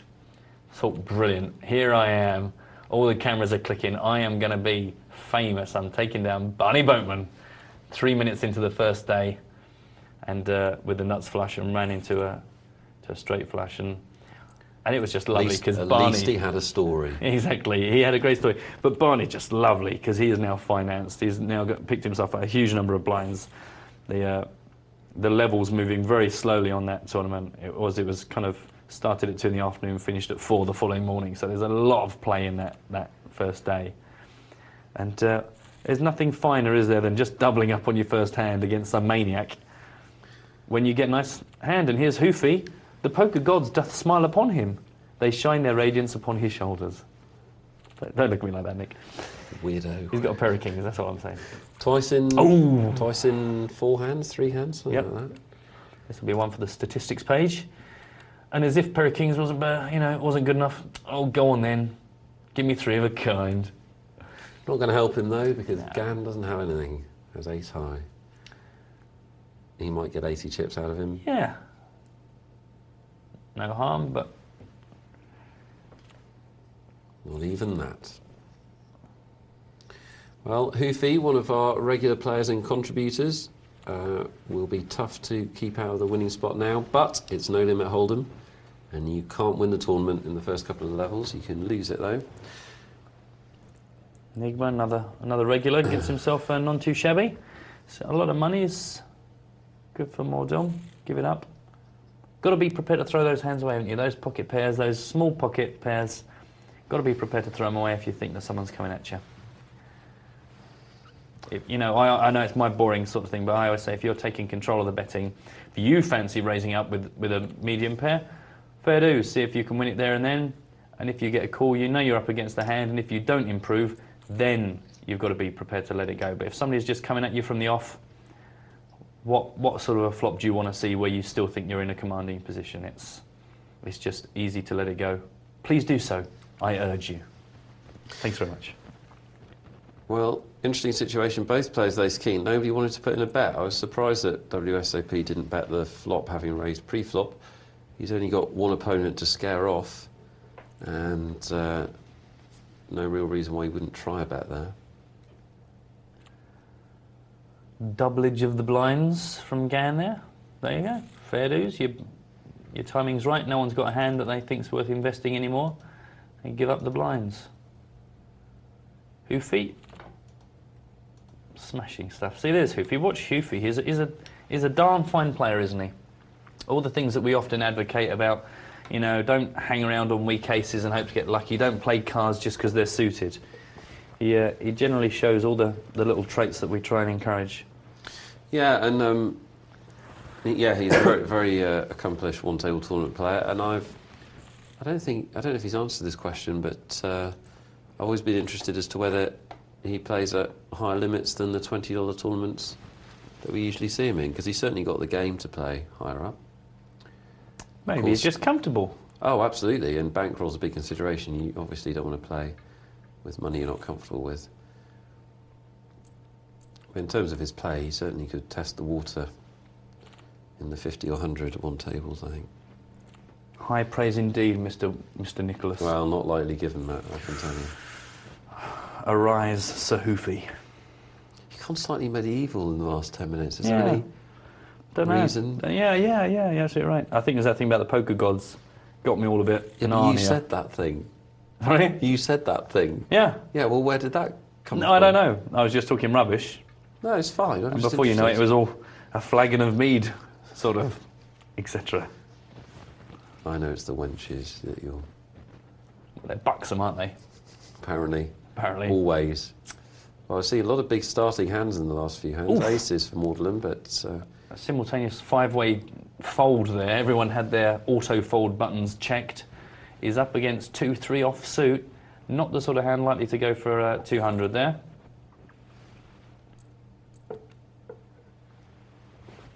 And you never feel happy. Never feel happy to have a pocket aces and not even get a single caller. But at least you won. It would be more satisfying if the blinds were enormous. It would. As long as you're on the up, you can't complain. Wow. That could get somebody into trouble. Yeah, the Queen of Clubs would be a good card to come from a TV perspective. Yeah. Fireworks. Quickly, get the fireworks, Nick, just in case. Well, it's an aggressive bet from Buffy, and best call in the world from Gan, I'd suggest. Well, yeah. Buffy going to keep the momentum up here. Yep. Another call from Gan. That's 2 flat calls against a board that holds potential for him, but not necessarily the nuts potential. Yeah, the other thing, that aggressive betting on a 3-1 suited board quite often means the ace of that suit. I find it either means the ace of that suit or it means top pair. Yeah. And I think I'll be the first to admit I've been probably guilty of that sometimes. Holding onto a flush, draw, just because you know that if it happens, you'll have the nuts, but you're still, that sentence still contains the words if it comes. And if somebody's betting into you, sticking around. Well, Gan managed to, I mean, it's all a case of stack size and odds of return and employment and so on. Gan managed to spend 2/3 of his stack on that draw that never came. And if it had come, as we could see, he would have gone out of the tournament. So it's not the best bit of play he'll ever make in his life, I don't think. Perhaps you'd like to invite him to contact us, Nick. I would, but I don't want to overstep the bounds. I know that I'm here in this seat, and I can only allude. You can invite away. Gan, Gan. Not like Sorry that. to trouble you, Gan, mate. I know you're playing tournament, but let us know what's going on there, mate. You call once. Where do you see yourself? What range of hands do you put him on? You call a second time. Again, where do you think you are? Do let us know. 62211 for the text, I understand, Nick. Or poker at pokernightlive.co.uk. Very good. Thanks. Hoofy with the ace-jack. Let's see if anyone wants to compete. Gan may be thinking about sticking it all in. I'm surprised he didn't there. I must say, I smelt the same, and I thought, goodbye, I think was the word I was reaching for. No, he can't win. I don't know what I'm talking about. No, what are you talking about? Ace-jack versus ace-5. Which one do you want, Nick? Ace-jack, please, Matt. Oh, OK. Here we are. Pre-flop folds. After 25 hands, this shows, well... Shows that Gan's the loosest player, and he's left us, Who would have thought that Gan would be the loosest? But... interesting stuff. Wow. Well, so... percentage of played hands at 1. It's the hit rate for the players. Indeed. 3 players have won every hand they've entered. It can't last, can it? Well, that's not the We've sort got a of three-way figures. tie for first if it does. Hey, they are. It's a Mexican standoff, isn't it? Everyone's got a gun to each other's heads. They're all so good. Hoofy makes a move with the old fish hooks. Re-raise. Fish hooks. Strong play. King Queen, I find them very easy to let go in this position. He might play it.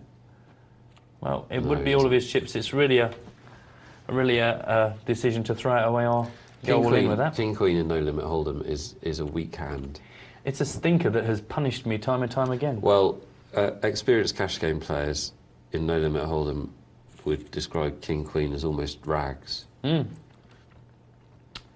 And it's an awful hand to get, I find. That's very weird. Awful hand to get when you've had a real dry spell. If you've had a big sequence of real nothing hands, yeah. King Queen suddenly seems like quite an exciting hand. Yeah. But if you just had pocket jacks, pocket aces, pocket kings, King Queen, you go, bleh.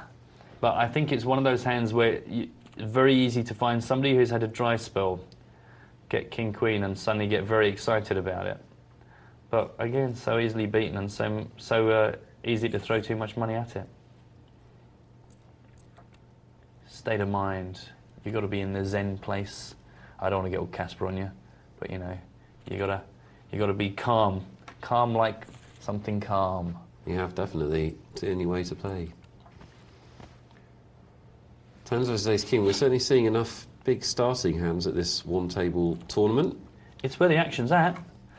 That's an early move there on the table to go up with the pocket tens. Ace King. I think you're allowed to fold this if you want to. Yeah. Or you can do that as the well. The blinds are 8160, so it's not. Well, that just helps you, doesn't it, in retrospect, to have decided to throw away the Ace King. But sometimes you hit the flop, and sometimes you don't.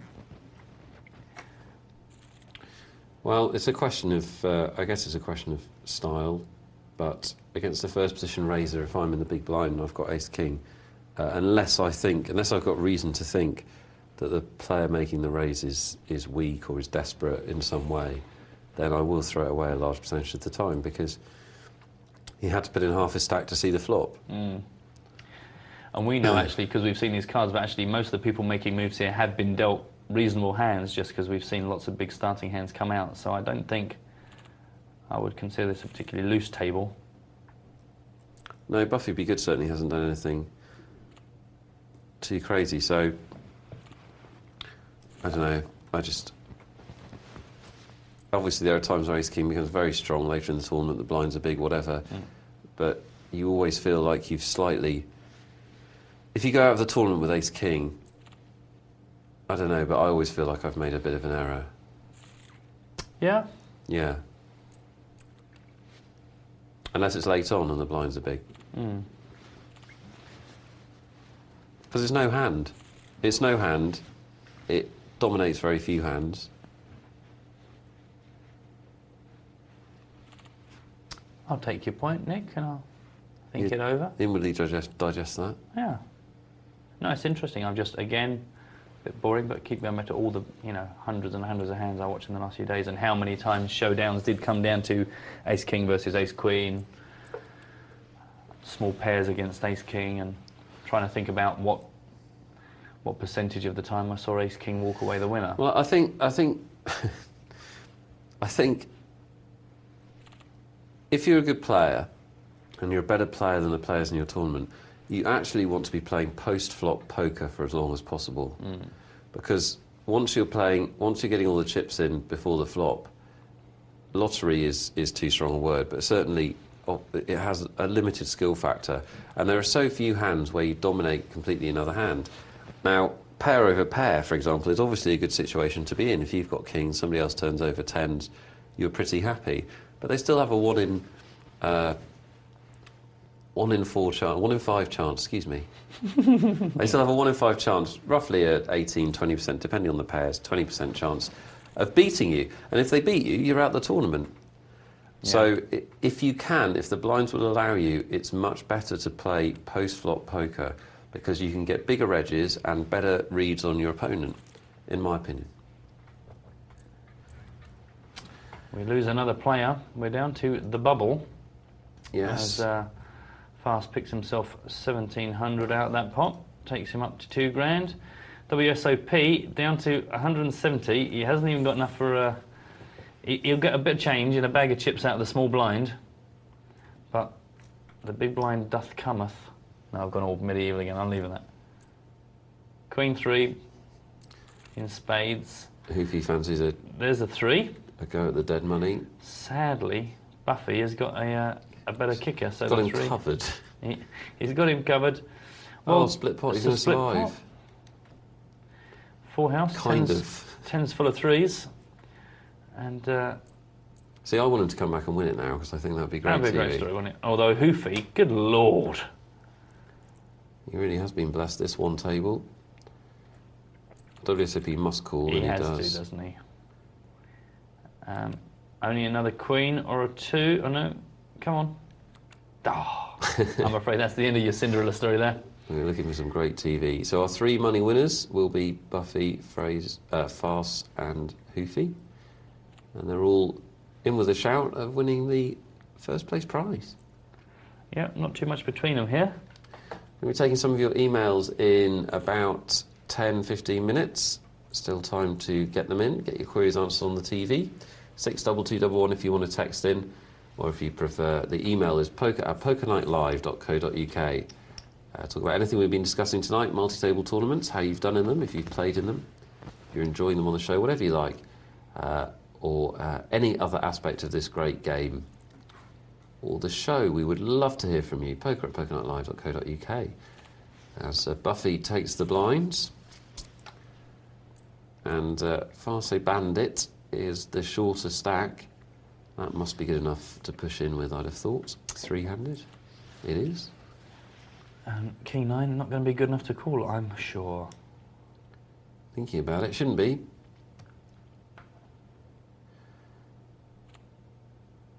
And isn't not too far away from calling there, I don't think, Buffy. I haven't seen Buffy be good played before, but I've quite liked what I've seen. Yeah, very very controlled. Nothing too wayward, nothing too mental. Interesting to see here. Hoofy has chosen to... oh, no, he hasn't. Tell a lie. Sorry, the blinds have gone up 320, 640. I was thinking that Hoof had doubled it, but he's not. And that's, you know, the blinds are starting to get quite meaty here.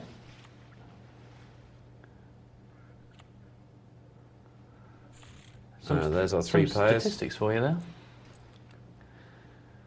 See how these boys are doing in this three-handed tournament money end. They're doing very well, aren't they? They are doing very well. Made a Hoofy's got profit. suited connectors running into a small pocket pair. Buffy has him covered. Will the three hold up? Another heart, a 9, a 10. 8, 9, 10, jack. Oh, I'm afraid there's a card missing. And our friend Hoofy goes out. He's in the money. Well done, Hoof. And Buffy really has got 6 grand versus 600. Jack 10 goes all in, hits the 10. Just reading out what you can see yourselves here, just to make life easier for you in case you want to close your eyes. Don't do that, they've got 2 hours of the show left. Best part of 2 grand. Still enough to do some damage. Queen 3 versus Queen 9. Yeah, we've seen these heads-up matches that can turn around very quickly.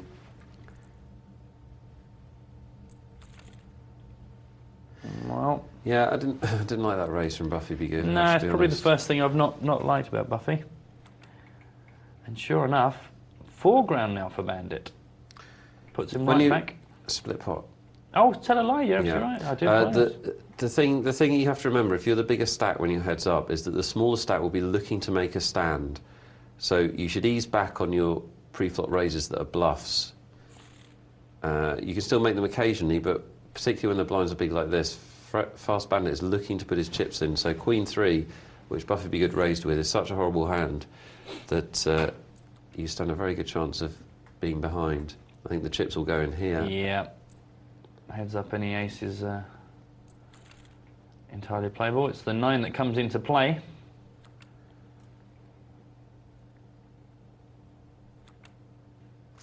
And Fast Bandit has turned this thing around. Buffy Be Good now up against it. Yeah. Still a bit of play. Queen 8, 320 with 1800 left. Goes all in. Not going to get caught with 4-7. Doesn't hurt force too much there. Queen 9 would not be the time to make a move because Buffy's got an ace who gonna go all in. Looking for a 9, looking for a king. Well, Buffy. Oh, there's the 9. 9s and 10s. Fast is our winner. Buffy Be Good. New player, enjoyed watching that. Second place. Fast takes the money. I think learning point for Buffy Be Good, and for those of you watching want to improve your heads-up game, was that raise with the Queen 3 off the button, out of position, bad cards against a small stack that's very likely to put their chips in. Yeah. You've got to watch that when you're the big stack heads up. Absolutely, yeah. Because as you say, with that many chips, they're bound to take a punt with anything heads up and see if they can double themselves up in one quick hand. Yeah. And it's a bit of counterintuitive thinking, because in heads up a lot of the time you want to be the aggressor, but you just have to be careful when the small stack is getting really small. Yeah, yeah, because it's not like if you're heads up with an equal stack, then the aggressor is going to be the one that chews away at the blinds, whereas up against the short stack, or what hand do they need to not call you with, because they're going to be faced with doubling up or getting knocked out. So heads up, any hands against each other are good enough, I say. I mean, obviously you want aces. But like that, you want something that's going to turn into cash. But heads up, we see it so often. It's always the most unpredictable part of the game, because when the cards are down and all the money's in between before the flop, any of the hands that we see can ultimately win that. Yeah, I hope you got something from that, guys. Hope you enjoyed it. It was a lot of swings and roundabouts in that one table. Hoofy took the early lead, but could only finish third, and then Buffy was in the lead, could only finish second. Interesting one. We're going to pop to a cash game for a few minutes before taking some of your emails, poker@pokernightllive.co.uk, if you've got thoughts you'd like to share with us or questions you'd like to ask. As I said, a bit of cash to take us up to the next email batch. Let's have a look. It's going to be our 50-cent $1 game we were watching earlier. Cincinnati Kids still sitting up there in seat number 1. Snap It, who we know is bouncing around tables, as is Johan. Johan rounded up to 140. Yeah. Couple of new faces. Again, everyone here sits down with 100 if they choose. And that being the maximum. Emu, clearly having a decent night. Although saying that, he might have bust out a million times and reloaded, but Clearly enjoying his position on the table. Some moves there from Johan and Gold Snake.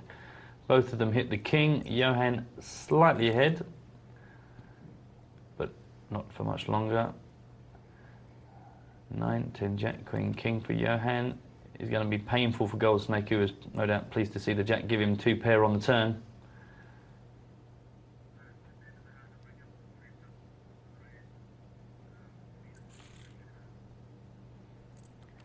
Takes it down. Here we go, we've got quite a few hands here to build some statistics from. Snap it. Considering how many hands he's seen, not getting too excited with the raises. Whereas Mac, who's seen a far fewer number of hands actually dealt, is getting far more excited. That just shows the difference in players that you see at the tables, how their styles differ. But Mac the Fork, quite an interesting name. Have you seen this chap before? Big pot for Johan Harron there. No, I haven't seen him before. He's obviously got an aggressive playing style, so we'll watch that. And a couple of big stacks at this table now, remembering that you can only put down $100 initially. A couple of players over $200, having a good time at this 50-cent $1 cash game table. A couple of seats open again. Matt, shilling like a good one. Oh no, just saying, if anybody wants to get involved in the cash games tonight, be a pleasure to see you. Always nice to have a nice full table. Of course, some people prefer playing short-handed or even heads-up. Bumped into some guys who are making a living out of constant heads-up. Depends what your preference is. Pair of kings for Mac. He's got Rat betting into him with an ace on the board. Fancies it. It's going to slow things down considerably, I think, those aces. Have a new player at the table. Seat number 6. Sits down with $50. Going to see if he can turn that into a fortune.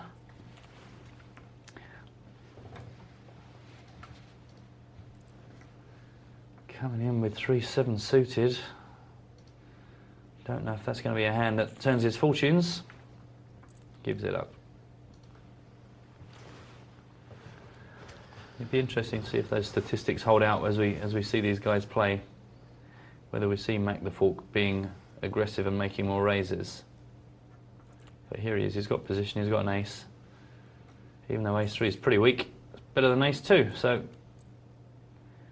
The advantage of timing there, runs into the hands that aren't going to call him when he makes his move.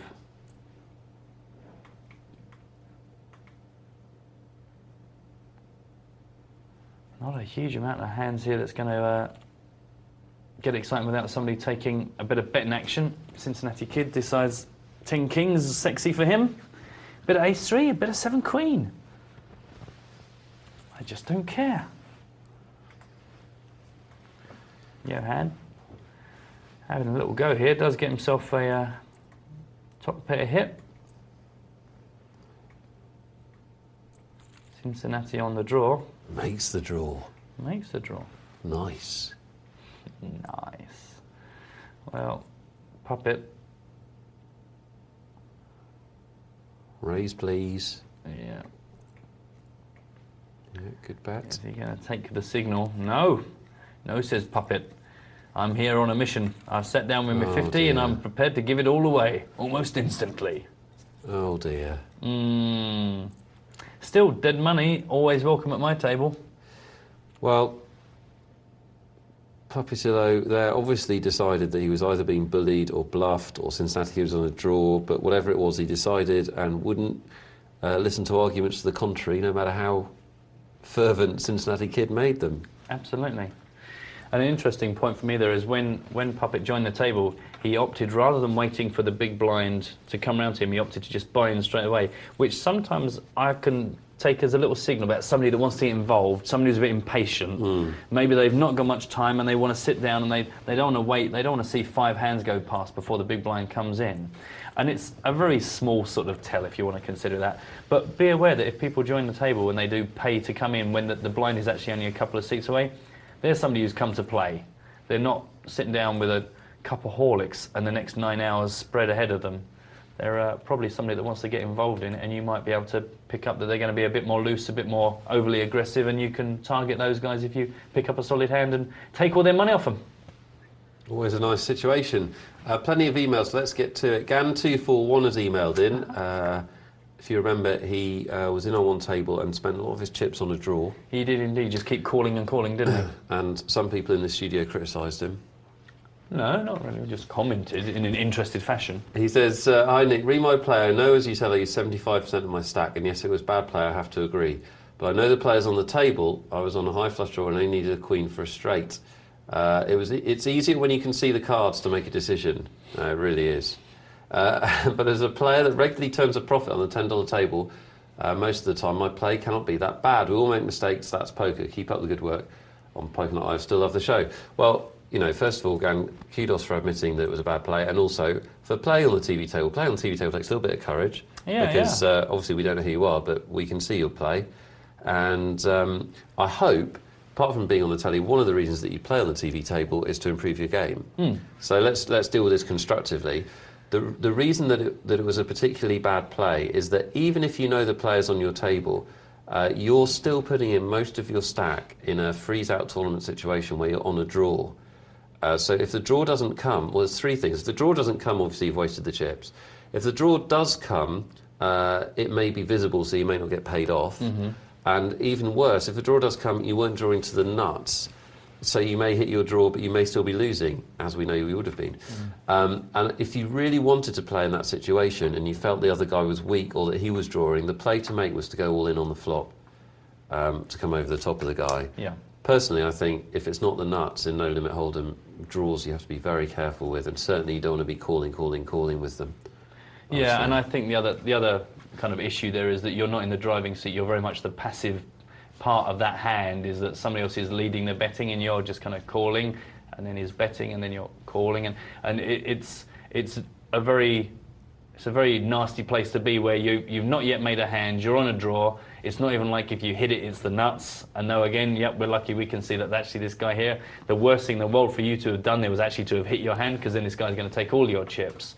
But for me, I think that's one of the key things, that is at no point do you take the initiative and start asking questions back or pushing back at the player, because if at any point the bet comes to you and you think, actually, I'm going to make a raise here, the guy comes back, well, you've got to know that actually you're in an even weaker place than you must imagine you are. But you're absolutely right, we're in a privileged position here, we get to see the hands, but hopefully that's of use to you as well, that you can look back on those hands and see, hang on a minute, if these guys keep coming at me and I'm just calling, and they're not saying, oh, every time I bet this guy calls, they're just coming at you, and there were 3 rounds of betting there where the guy just put 240 down, 240, is just leeching your chips off you. But thanks for getting in touch. It's always good to hear that. Yeah, we hope that helps, Scantivon. We hope to see you on the TV tables soon.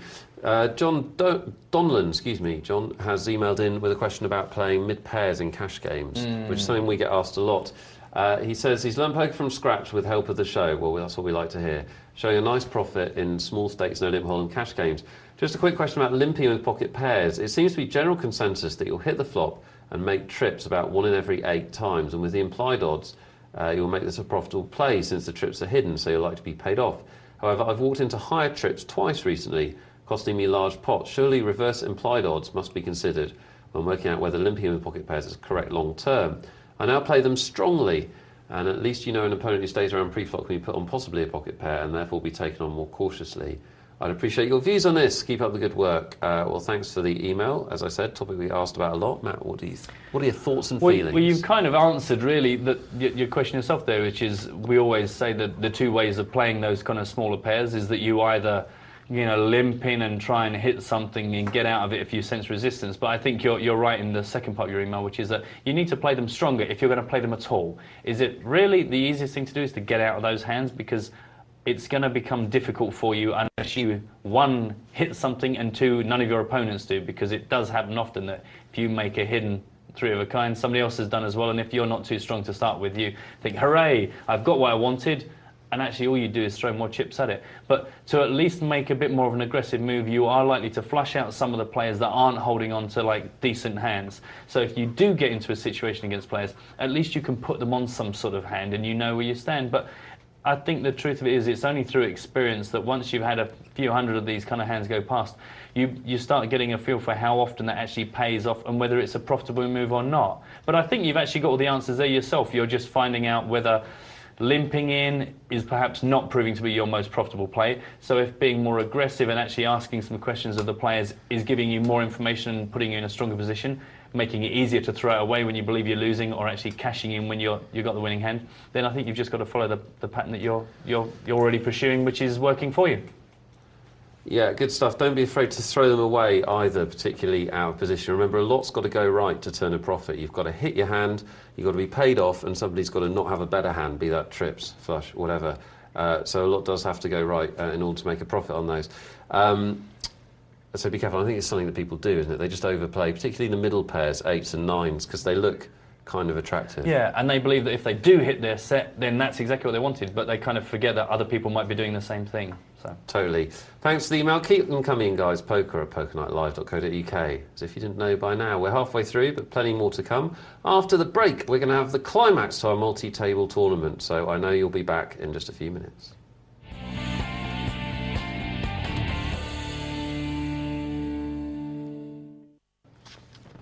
Hi again, it's the second half of tonight's Poker Night Live, and Matt has personally guaranteed me it will be better than the first half. Without a doubt. Your reputation on the line for, haven't you? Oh dear. Do stay tuned, guys. We've got lots more great poker to come, lots more chance to get your texts and emails answered on the TV. Anything that you want to know about this great game of ours, any of your stories from the world of poker, we want to hear them. poker@pokernightlive.co.uk is how you do that. And we've arrived at the climax of the multi-table tournament, I think, or pretty close. Pretty close. Just a couple of tables to go now. We're down to the last two tables. We may well stay with it all the way through. We'll see how we get on, see how much fun it is. Let's check out how they're getting on. And these players have waded through a big field, over 200 runners. How big was it, Matt? It was 245 of your Earth humans. Down to the last 13 here. When you get to this stage, you're starting to get quite excited. What you are?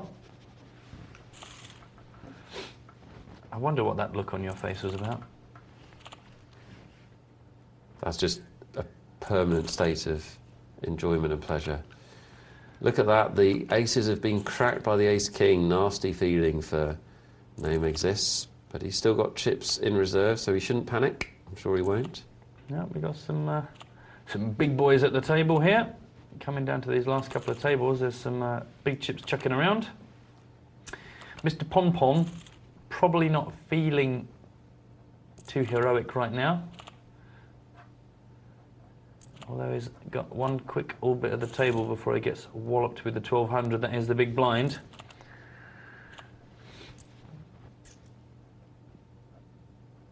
And quite tight, living up to his name, folding so fast that he's broken the machine. He's just left with a small chewy mint in front of him on a piece of paper. You can keep that for later. God, they're moving fast, aren't they? Look, miss him over there, who we spoke about earlier on. Oh, I can't follow it. It's too fast, Nick. It does not compute. Well, I don't really have to say everything that happens on screen, Matt. But I liked it, Nick. It makes me feel worthy.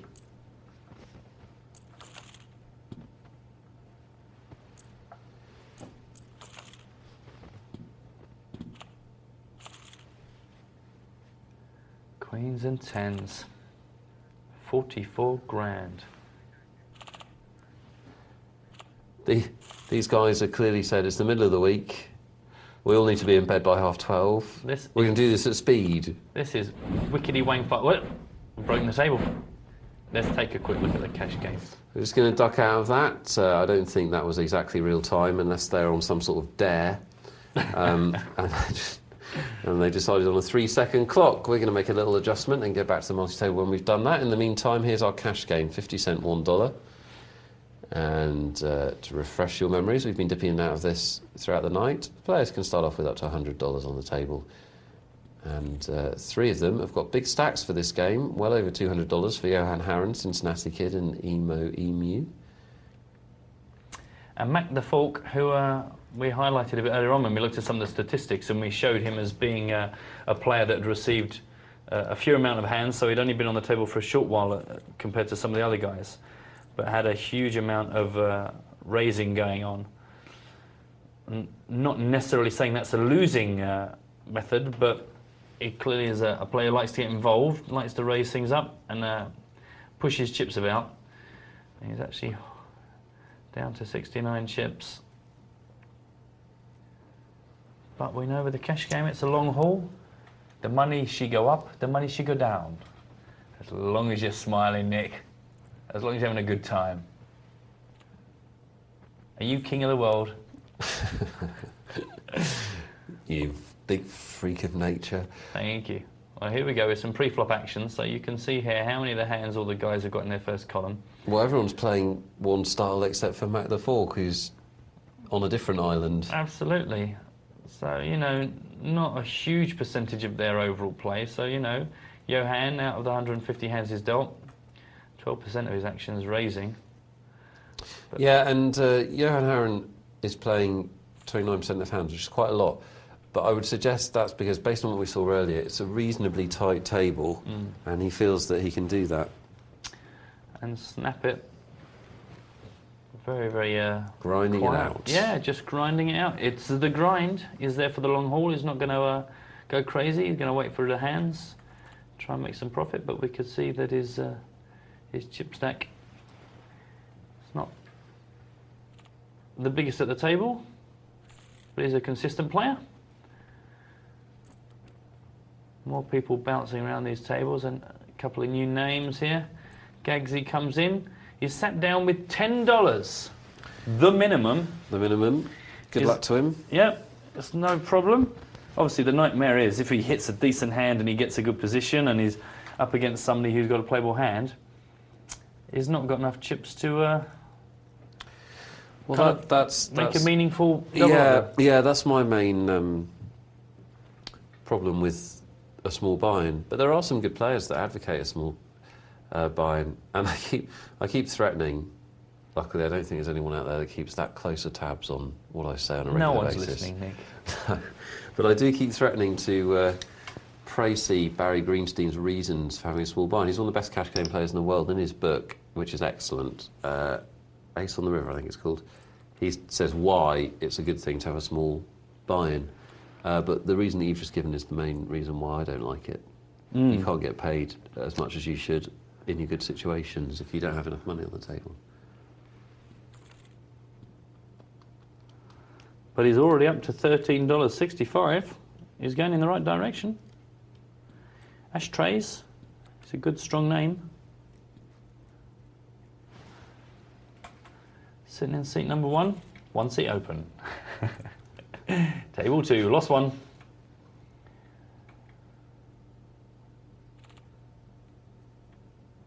These guys, snap it is just grinding it out down here.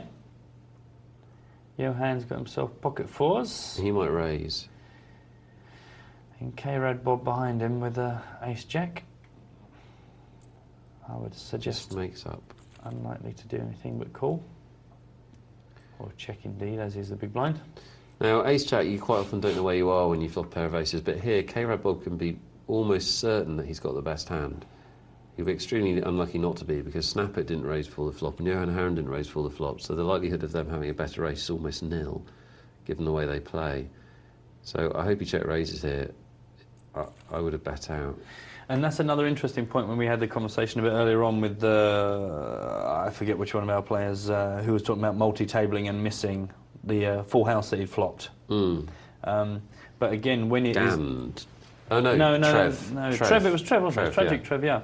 And that's that is the difference if you are multi-tabling and you're not following it, is that if suddenly your screen goes ding-dong and it comes to the front, is that you've got to quickly appraise what the betting was, because as you say, in that situation where no one's made a raise before K-Rad, so he's got to think that his ace-jack is strong, is that if you're not paying attention to those betting patterns and seeing what people are doing, you can't put them on a range of hands. very hard to get the right balance between boredom, which if you are grinding out on the cash tables, there is a certain amount that can creep in. I'd like to have seen Rad Bob re-raise there. He doesn't know what the big blind holds, and you don't want to encourage him to come in. You want that heads up with Ace King. And now he can check raise if he likes, having only flat called. But no, he says, Nick. I think check raise is the better play there, Matt, I'll be honest. Yep. I'm going to have to agree with you. Thank you. Contractually, I am obliged You're to. really not. Look at this, kings and queens in the blinds, and they're facing a raise from nines. This could be interesting. Will we see a re-raise out of Ashtrays, do you think? Or is he going to play it safe? Let Emu draw attention to himself?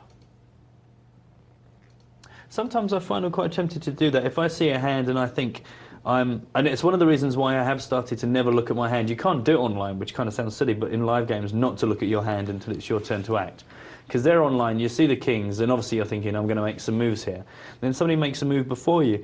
And sometimes I quite like to just, especially if they've made the sort of raise that I was going to, is actually to limp into their raise, because I know that all the attention is kind of diverted on the original person that makes the move. Right. We're going to see the money going here. I hear what you're saying. Bad situation for Copyright Limited. I believe it just got worse. It got equally bad with a little bit more. He went from losing to losing even more. He did. There you see it. Queens. Nothing wrong with queens, unless, of course, the bloke sitting before you has got kings or aces. Well, it's another one of those very difficult situations to get away from. However, that is not a great flop for queens. I know he's got the overpair to the board, but there are Jack 10-8 with a suited suit there. There are plenty of hands that would have the queens in trouble. Yeah. Well, a spate of big hands. 3 kings now for Gagsy Mook. Yeah. Checks it to K-Rad. And now sees that anybody opposing him has also got 2 pair from the board. Gagsy's got himself the full house. Just don't see him getting paid off here. Keeps checking into K-Red, hoping that K-Red takes a punt at it, which he does. What's Gagsy going to do here to try and keep the betting going? Will he just flat call it? Well, actually, of course, he's not got that much money. But here he goes. He's sat down with a minimum. He's already more than doubled that. Yeah, we'll keep an eye on him as the evening progresses.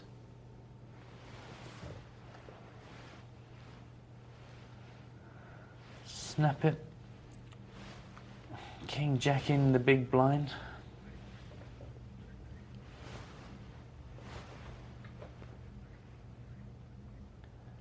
Can't believe Ashtrays is really thinking about this. More likely just playing 9 other tables and trying to find which one's beeping at him.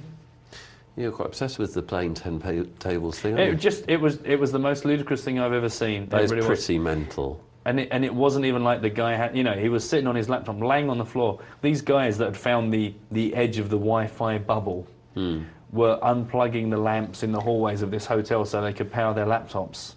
And it was almost like blankets at the beach. Everyone was claiming their little stake in the hallways. But this one guy, he had the laptop. You know what laptop screens are like. They're not the biggest thing. And I think he had 4 screens at full size with a very high resolution, you know, setting on his laptop, and then lots of minimized screens just all rammed in the borders, and it just looked absolutely. I mean, just for fun, folks, open 10 screens. Go on. You can watch 10 tables, can't you? Try and do see that. what it looks like. Don't even play any of them. Just see if you can follow what's going on when 10 tables open. I mean, the thing about that is, there's no way that he's not holding up some of those games. Absolutely. A little bit. It's impossible for him not to, I would suggest, which is not great. The other thing is, of course, he is reducing his expectation on those tables because he can't possibly play as well as if they're 3 tables. The question is, and he obviously believes that, he should believe that it helps his profitability. The question is playing more tables, does that balance out the fact that on each table his expectation will be reduced a bit? Difficult question to answer. Well, you would hope that he only does it because it's what works for him. Good luck to him. Unless he just enjoys it.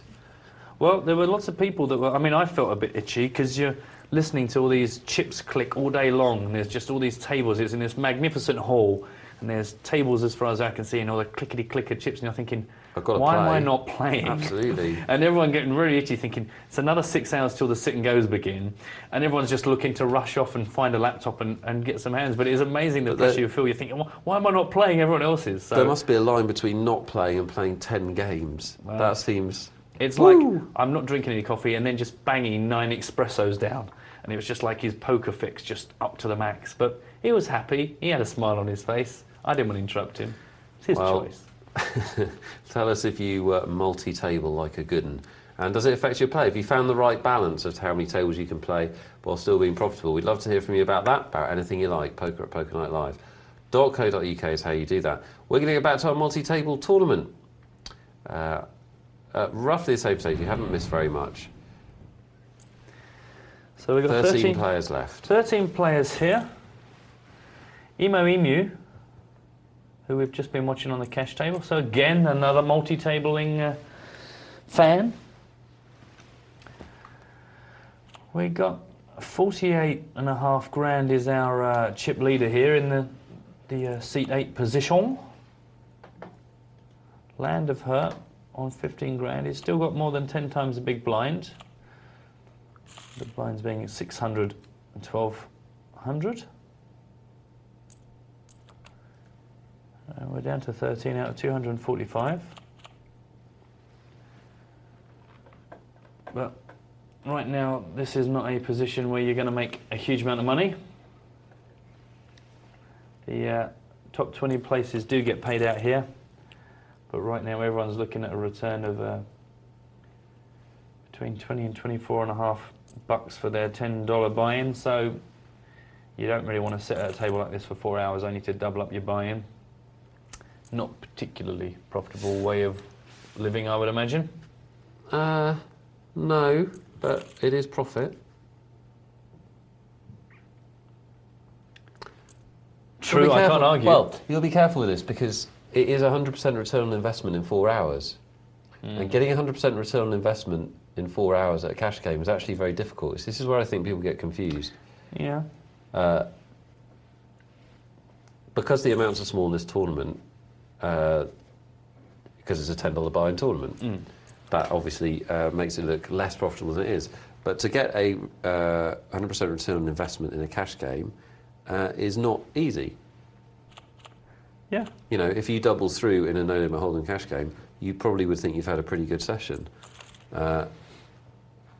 So it's these questions about return and profitability and things like that are not clear-cut. They're very difficult to answer because it's very, very difficult to generate hourly rate figures for playing in multi-table tournaments. That's the problem. Limit poker is easy. No-limit poker, cash games, is doable but tricky. Multi-table tournaments, generating your expectation figures is very difficult. So just trying to sort of give you a feel for the concepts involved, guys, but it isn't clear-cut as to... It's certainly not the case. You cannot say that one form of poker is... That's the only thing I was worrying about earlier, is that people go away thinking that one form of poker is less profitable than another. It doesn't really work like that. And as Matt said up front when we started talking about this, it really depends on your level of play in the different forms of poker. Because if you're an excellent multi-table tournament player and a poor cash game player, clearly your expectation is better in multi-table tournaments, and that's where you should be. Yeah. And we also, you know, the mentality that there's some people who I know have been playing poker for quite a long while, but they still come up against this obstacle that if you're playing in a tournament, be it a multi-table or a single-table tournament, or even just, you know, not necessarily a 20-table job, if it's just a 2 or 3 table job, which lots of these online tournaments are now doing, because they recognise that people want more than a single table, but they don't want to be sitting there for 5 hours. Is that they know they make their investment and that's a controlled amount. So if these guys are spending $10 to get into the tournament, they then find it easier that when they're sitting here with, you know, it says they've got 26,000 chips in front of them, they don't feel the pressure of some of the guys who maybe moving to too high a limit on the cash games. And they're finding it an obstacle when, you know, there's a pot in front of them that's worth 35 grand, and that's actually 35 grand, and that amount is affecting the way they play. Anyone at that level, I would suggest, isn't, but a lot of people, I think, do still come up against that barrier where when you're playing in a cash game, that amount in front of you, we saw our friend sit down with $10 a while ago, and he got up to 27, but that's real money.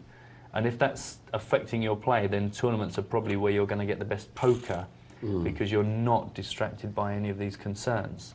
And I think that's why, especially because a lot of the people we see today, they're being brought up watching here, watching our tournaments, they're watching all the World Series coverage or the various other events that are shown on telly, and most of those are going to be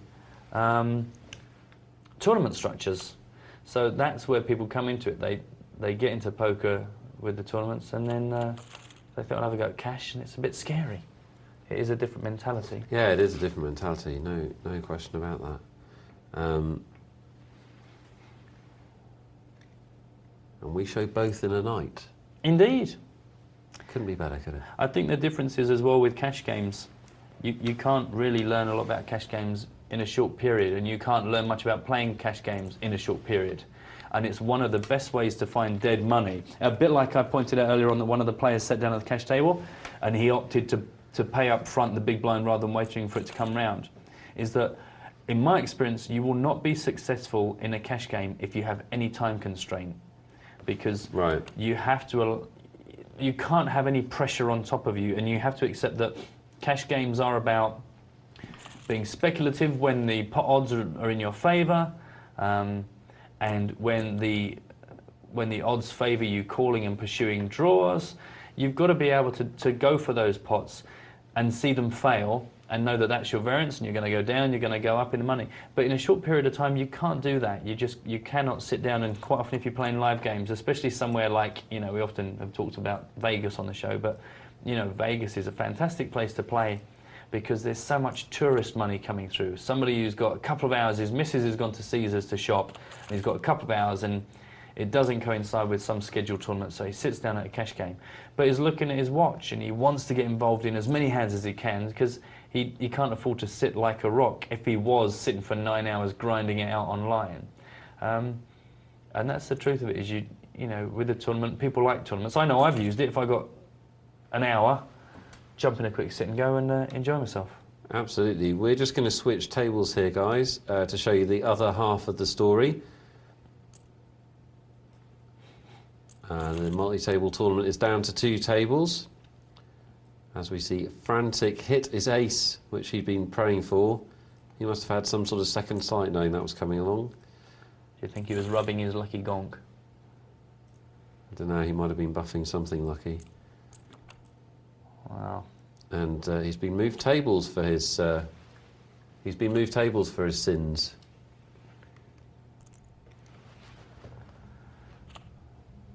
Well, we're down to this table being down to 5. We'll see the, as you say, the other side of the story now.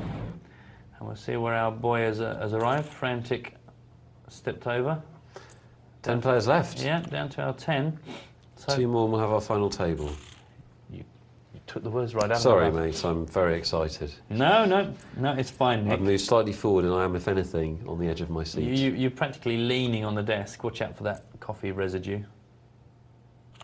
So I snorted that up during the break. We're fine. A pair of power hands, ace-9 and 8-9. 8-9 got himself a diamond, thanks to Aussie letting him check it through. Makes a move. So, biggest stack here you can see is 83, nearly 84 grand up there in the final seat of the table. And 18 grand for quite tight. I do say this quite often, Matt, but I love this bit of tournaments. Really? Yeah. What, coming down to the final table? Yeah, I find that players get very tight. Well, it's a bit like getting on the telly table, isn't it? You know, in a live tournament where everyone thinks, if I can just see one more person out, I'm going to be on the telly, and the camera's going to look at me, and I get to look really clever. That's true, but I think it tends to happen in all tournaments, that because the prize money tends to go up in the final table, tends to be a break before the final table, and you get a bit of attention, and also it's just psychological. The players have come this far, they've been playing for a good couple of hours, They've seen off 100 opponents. The last thing you want to do now is go out before getting that final table thrill. So the players do get a bit tighter.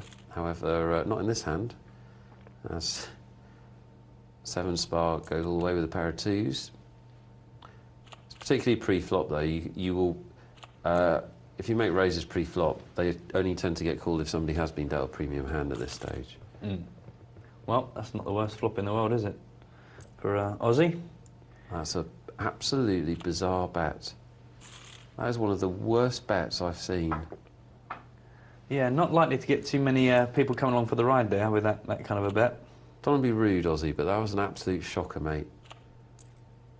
What do you think he was scared would happen if he didn't win it there and then? I hope he pressed the wrong button, because that was just weird. Well, you've got to give him some credit, because he's got through 245 people to I get do them for give the him last credit. 10 here. I do give him credit, but I'm not going to give him credit for that bet. Oh, all right? You're a hard man to please, Nick. No, not. Just cake and...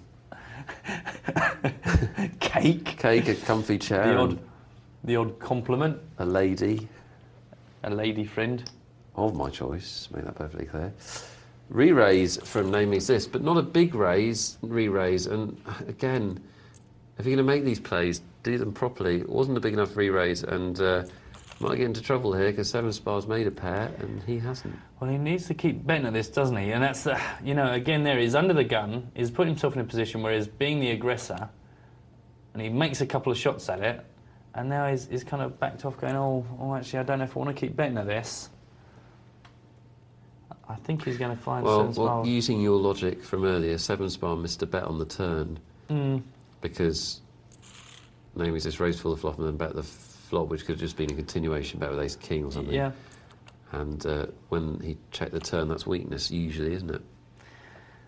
Yeah, and we talk about the continuation bet, and you know, is kind of finishing what you started. If you're going to make the raise and you're going to make the continuation bet, why would you then stop? You know, if you're trying to win that pot through your actions, why are you now backing down? Because you're just opening the door for someone to make a bet at you.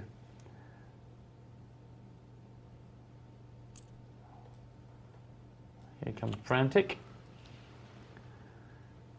Got himself the flush draw and the top pair. That should be good enough, and it is. Suited connections for a 7. Probably going to see this picked up by Name Exists.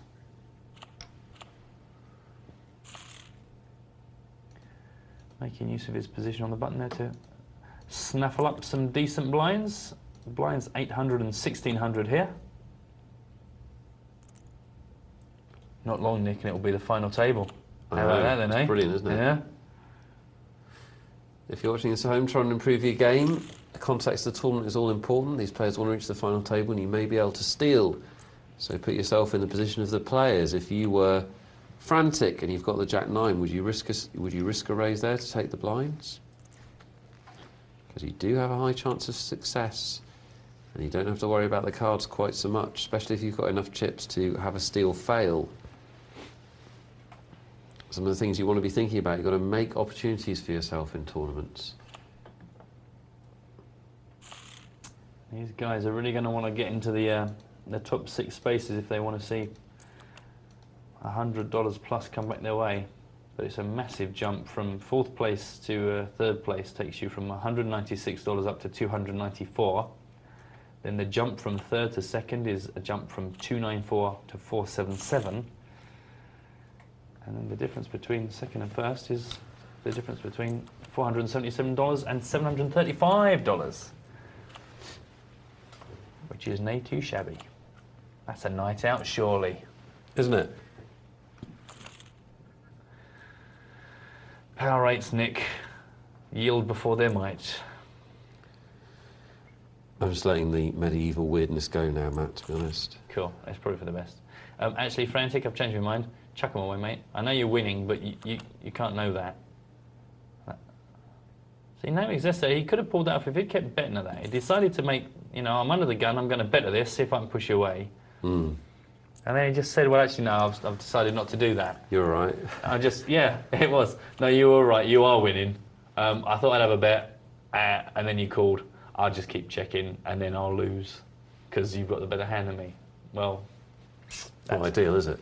It's not perfect. Not ideal. Ragged Edge has emailed in with interesting thought. He says, great show as always, which is very kind. Chris Jesus Ferguson maintains that if you think your cards are worth playing, according to your position and hand strength, and you're first to put some money in the pot, you should always, but always raise, never just call. He says, pump 'em or dump 'em. Interesting metaphor for several areas of life. What do you think about his strategy? I would be surprised. In fact, I would stake my... Trousers? Yeah, that's safe. With this desk arrangement anyway.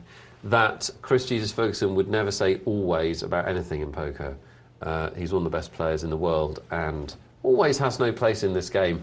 As a rule of thumb, I think he's talking. Yeah. What do you think about it? Well, it was one of the first bits of advice I kind of ever generally got, was saying, if it's good enough to call, it's good enough to raise, which was, you know, if a hand is strong enough that you want to be involved, then it should be a hand that you feel... And it was a great self-test, you know, if you see ace-9, and you go, I'm going to play this. Well, do you want to raise it?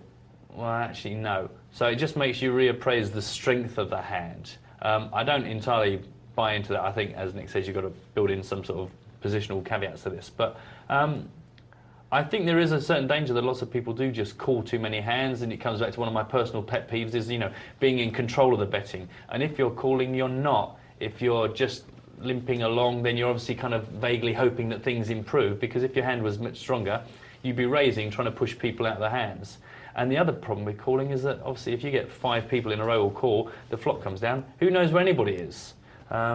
So I kind of understand part of it, because, as I say, come back to the first thing I was told is if your hand is good enough to call, it should be good enough to raise, and if it isn't good enough to raise, you need to go back and think about how strong the hand is to play in the first place.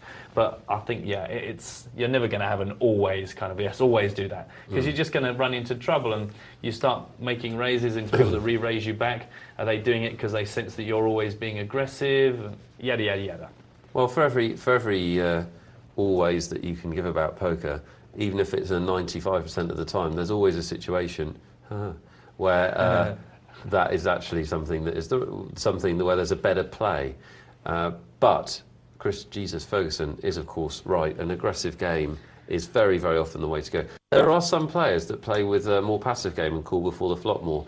I think it's a much, much harder strategy to make money with, because at the heart of poker, there are 2 ways to win. One's to have the best cards, the other is to make other people throw away their cards.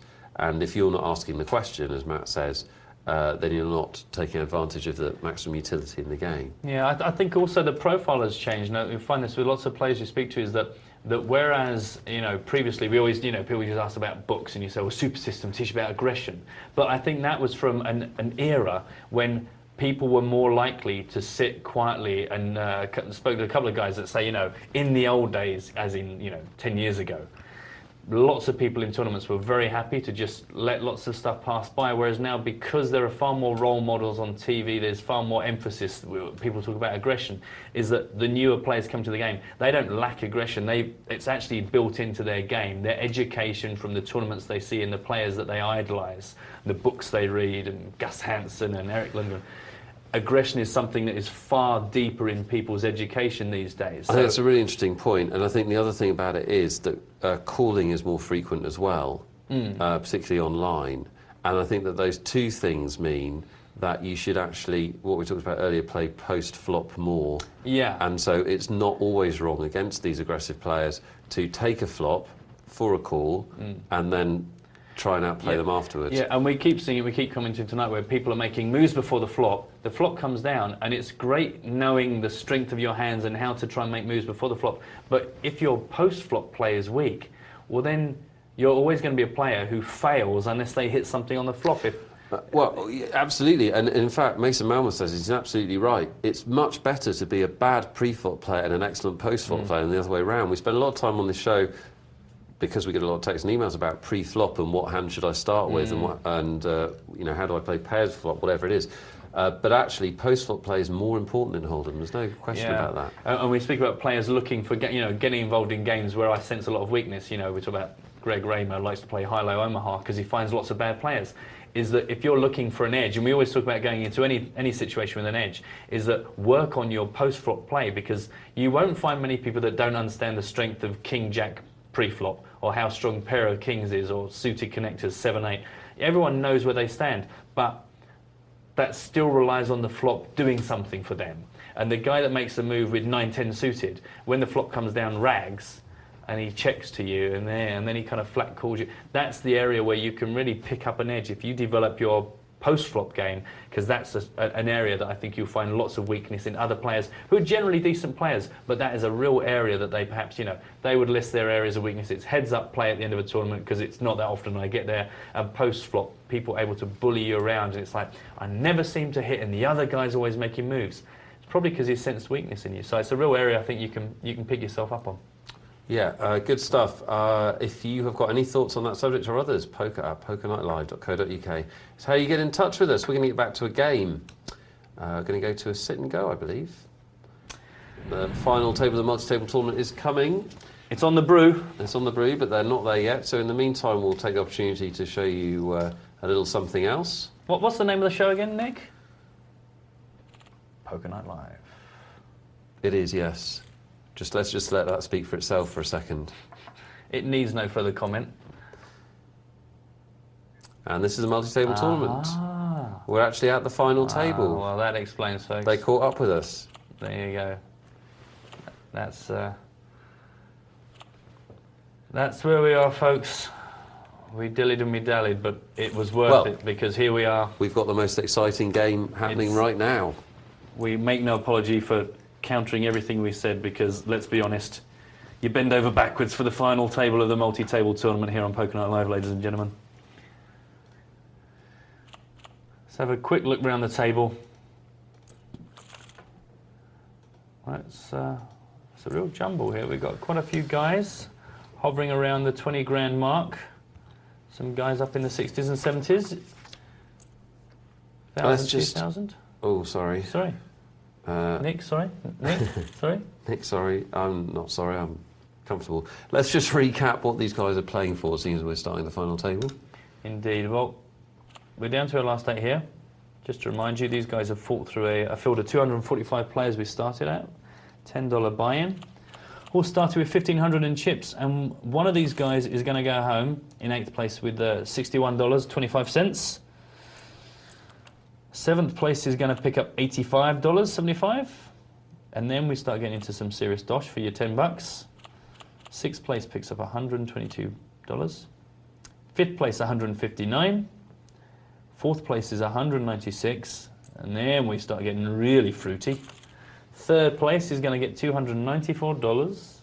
2nd place $477.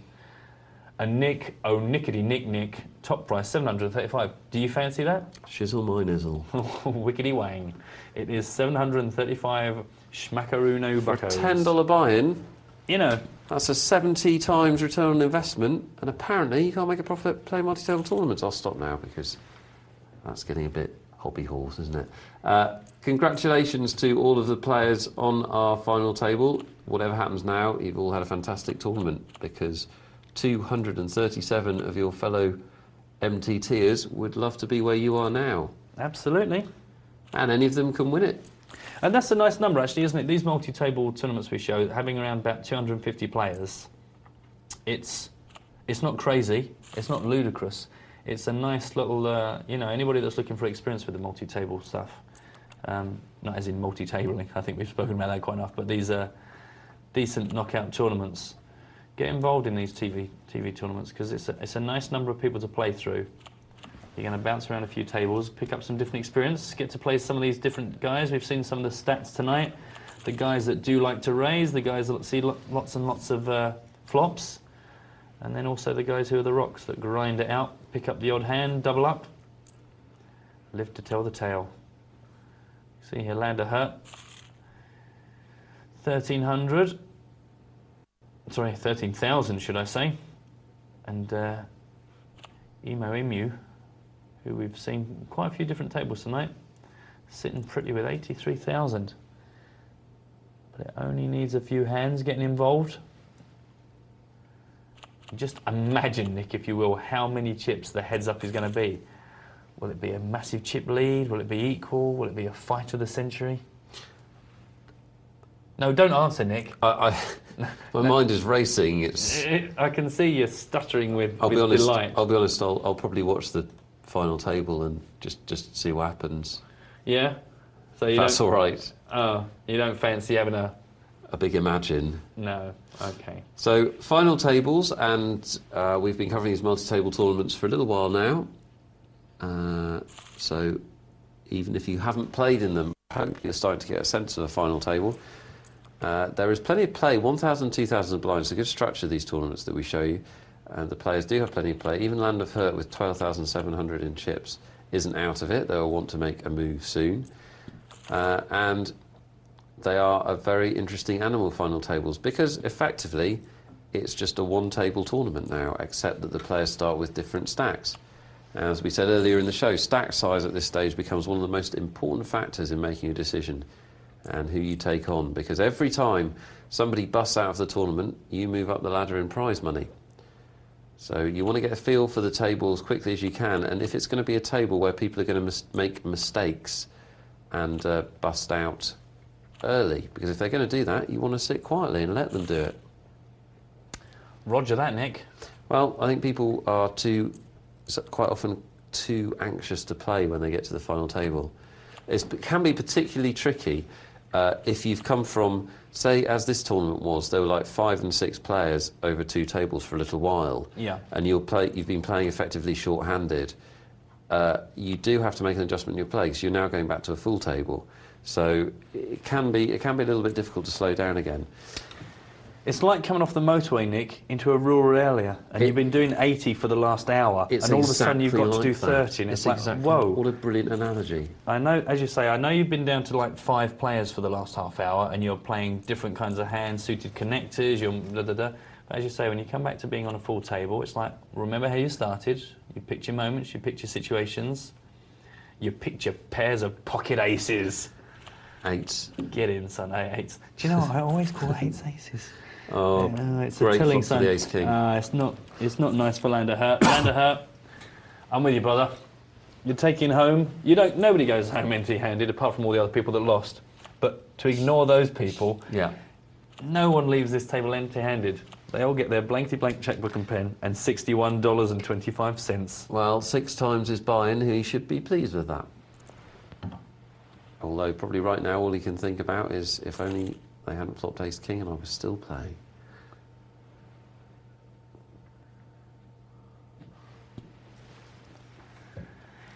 If onlys don't buy you new coats. Just run that by me again? No.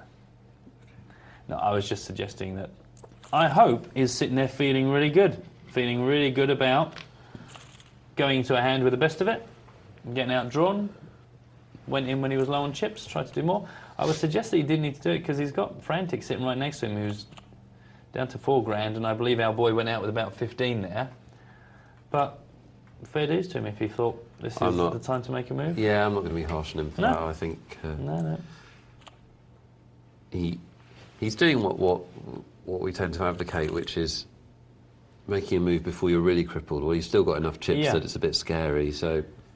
Yeah, and unlucky to run into something as premium as Ace King. Absolutely. Because anyone holding Ace 10 or something a bit lower would probably go, okay, do you know what? I'll wait. Yeah. But to get called by Ace King is not surprising, and for Ace King to hit something, well, we know the chances of those kind of cards coming down. That's a strong play from Emu, reading Olias for the continuation bet. It's only a very small 2,000 bet, so Emu sensed weakness and was right, and from somewhere Olias has found a call. Wow. And backed into a flush, nice. And the action's on him. Going to check this again. I'd be tempted to put in a big bet here. Oh, that's pretty close. You can do 2 things. You can either put in a big bet, or you can put in a small bet. Whichever you think is going to be most likely to be read as a bluff, really. Yeah.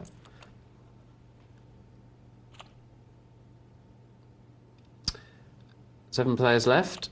And a variety of stacks. Frantic will be frantic. He's almost out. Even more frantic than Harrison Ford was in that film in Paris. What? Frantic. Yes. It's all in, but sadly, a 5 has come down, and we see Frantic leave us. But good on him, he's got himself $85. Well done, Frantic. Good play, mate. Yeah, he'll be disappointed with the hand that crippled him, where I think he called a re-raise with ace-queen for most of his chips, and he was up against ace-king. Ace-queen doesn't really stand a re-raise, because you've got to ask yourself, what are you beating? Yep. You're only really ahead if somebody's making a move on you, which doesn't happen very often. And now the pressure moves on to Flipsake, who now finds himself only just, but nonetheless, the short stack at the table. Ace-jack for him. Ace-queen sitting behind him. Yeah, it depends if he's worried or not. If he's worried, he'll play it. If he's limped. Tries to limp in here. I don't think you should be limping with any hand with 6 players to go in a tournament, should you? No, I think you're either making big moves or you're waiting for the hand that don't do that. makes you happy to make the big move. I'm sorry, that's a terrible call. You can't call a raise for half your stack with ace-jack. No. Is he going to be able to let this go with an ace now? I mean, it's... That's silly, because there's no way that Name Exists can fold. Yeah, it's almost like Flip pushed himself out. It was almost like he went, oh my God, I'm running out of chips, I need to start making a move. And actually, he could have survived for a bit longer there. And it's all going crazy. This does happen if you're watching at home, if you're just starting to get into multi-table tournaments. When you get to final tables, this does happen. Players are too anxious, they play too fast, and they'll make mistakes. And if you're sitting there, let's say you're Olias, you haven't got a great stack, you've got 26,000, you're one of the bottom stacks. He's seen his money, his prize money, in the last few minutes almost double by doing nothing. And you have to give that a chance to happen at the start of a final table. Until you're sure that players are actually playing correctly and they're not making mistakes, sit tight, because your equity, your prize money will go up without you doing anything. Yeah, and it's not too bad. You know, again, looking at the speed of the tournament, the blinds at 15 and 3 is not too shabby. With 23 grand, he's going to get a bit of play. There's obviously players are leaving the table, so now that the blinds are moving round to him faster than they would if the table was full. But considering how busy these other players are getting, as you say, he's just seen 3 guys leave the table. He's only been involved in a couple of hands, and it's the difference between 61 grand. Sorry, 61 grand. He wishes $61, and he's actually moved up now to the realms of even if he just gets blown out here, he still gets $159 for his trouble. So he's more than doubled his winnings just by chilling out, while some of these other guys just going bonkers. Like we say, just put the brakes on, reevaluate the table. No doubt you're going to bump into people that you bumped into already, but you can't know that much about their play, so reset it. 5 players left in our multi-table tournament. You will not miss very much, I promise you, and you will see the exciting conclusion, which will be great. It's going to be good stuff. Already had some really good learning points, I think, and they can be summed up. The main one is what we were just talking about, which is when it goes down to the final table, don't be over anxious and give players a chance to make a mistake, because every time one that goes out, you move up just by sitting there. Yeah, exactly. You don't want to abuse the fact that, you know, you've obviously used your poker game to get to this situation, but that doesn't mean you've got to keep firing. Just sit back a little bit, just suss out how other people are approaching the table, and if they're feeling the pressure of some of the big stacks, because there will always be some really big stacks on those final tables, see how other people react to that pressure, and maybe you'll step up a couple of notches before you even have to play a hand. Absolutely. I hope you enjoy the multi-table at home. Won't be away from it long. Maudlem has emailed and says, great show as usual, which is very kind of you, Maudlem. He was actually playing and went out of our single-tail tournament with ace-king, and I think we discussed about if you actually wanted to call with ace-king in a tournament. Yeah. He says he'd like to explain his play. He was playing against Buffy. He didn't put Buffy on either aces or kings with the size of raise he made. I thought most of the hands he had, I was either ahead or near to 50-50. You haven't quite explained why. And I suspect that's because that's what you wanted it to be. I felt there was a chance he may fold several hands, fearing an overpair, as calling and losing would effectively put him out of the tournament. I would contest that as well, I'm afraid, Maudlin, because it was he was getting 3-to-1 on his money for the call. Because the re-raise, if I remember it right, it was only twice the original raise. So it's a good thought, but you didn't have enough chips to really put the pressure on. Secondly, with my playing style, I like to have a big stack early on. Therefore, I felt the advantage of winning that hand would outweigh the 50-50 chance of losing. That's a more compelling argument. The last bit you're not going to like. I was also playing several other toys at the same time and was doing well on those, so losing a 50-50 wasn't as terrible as it would have been in a multi-table tournament and allowed me to concentrate more on the other tables, where I was doing very well. What are you doing in the game then?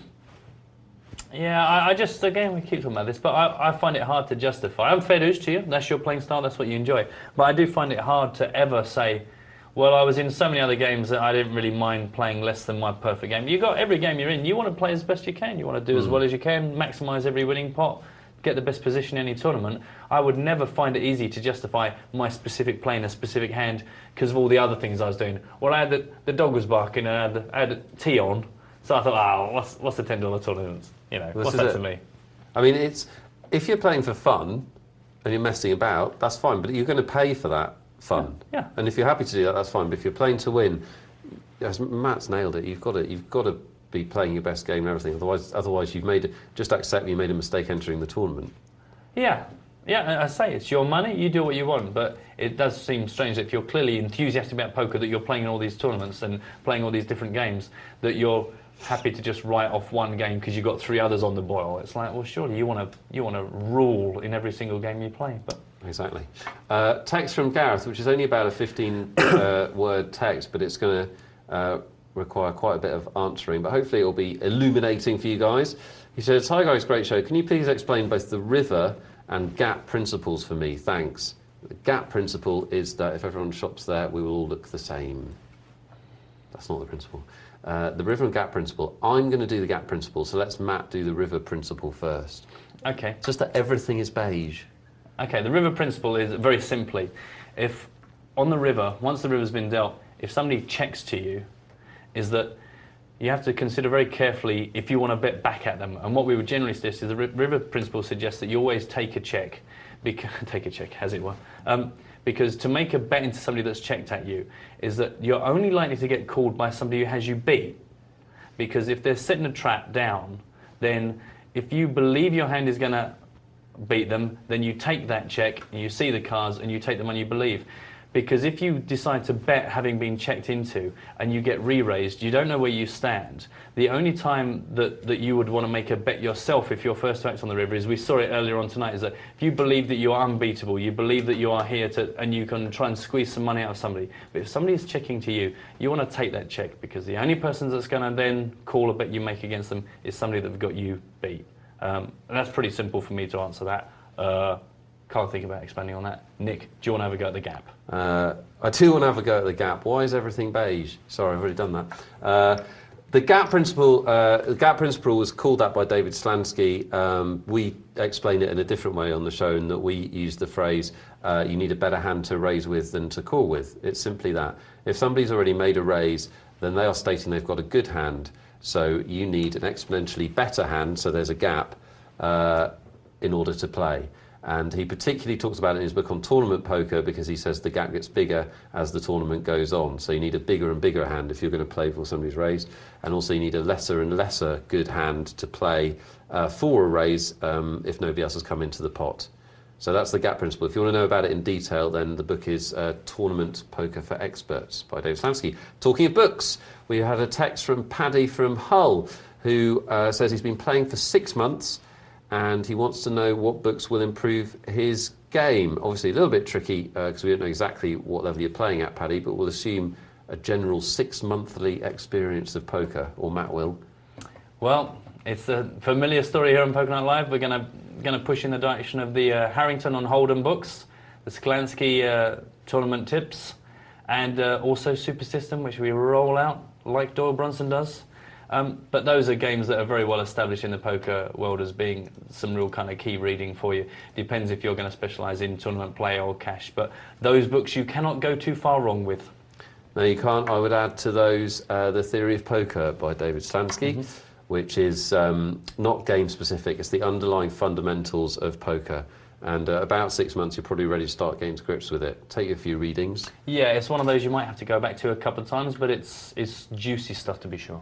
Why not order them online during the break? I'm going to give you a chance to do that. Back for the final of the multi-table tournament in a very few moments. See you in a bit.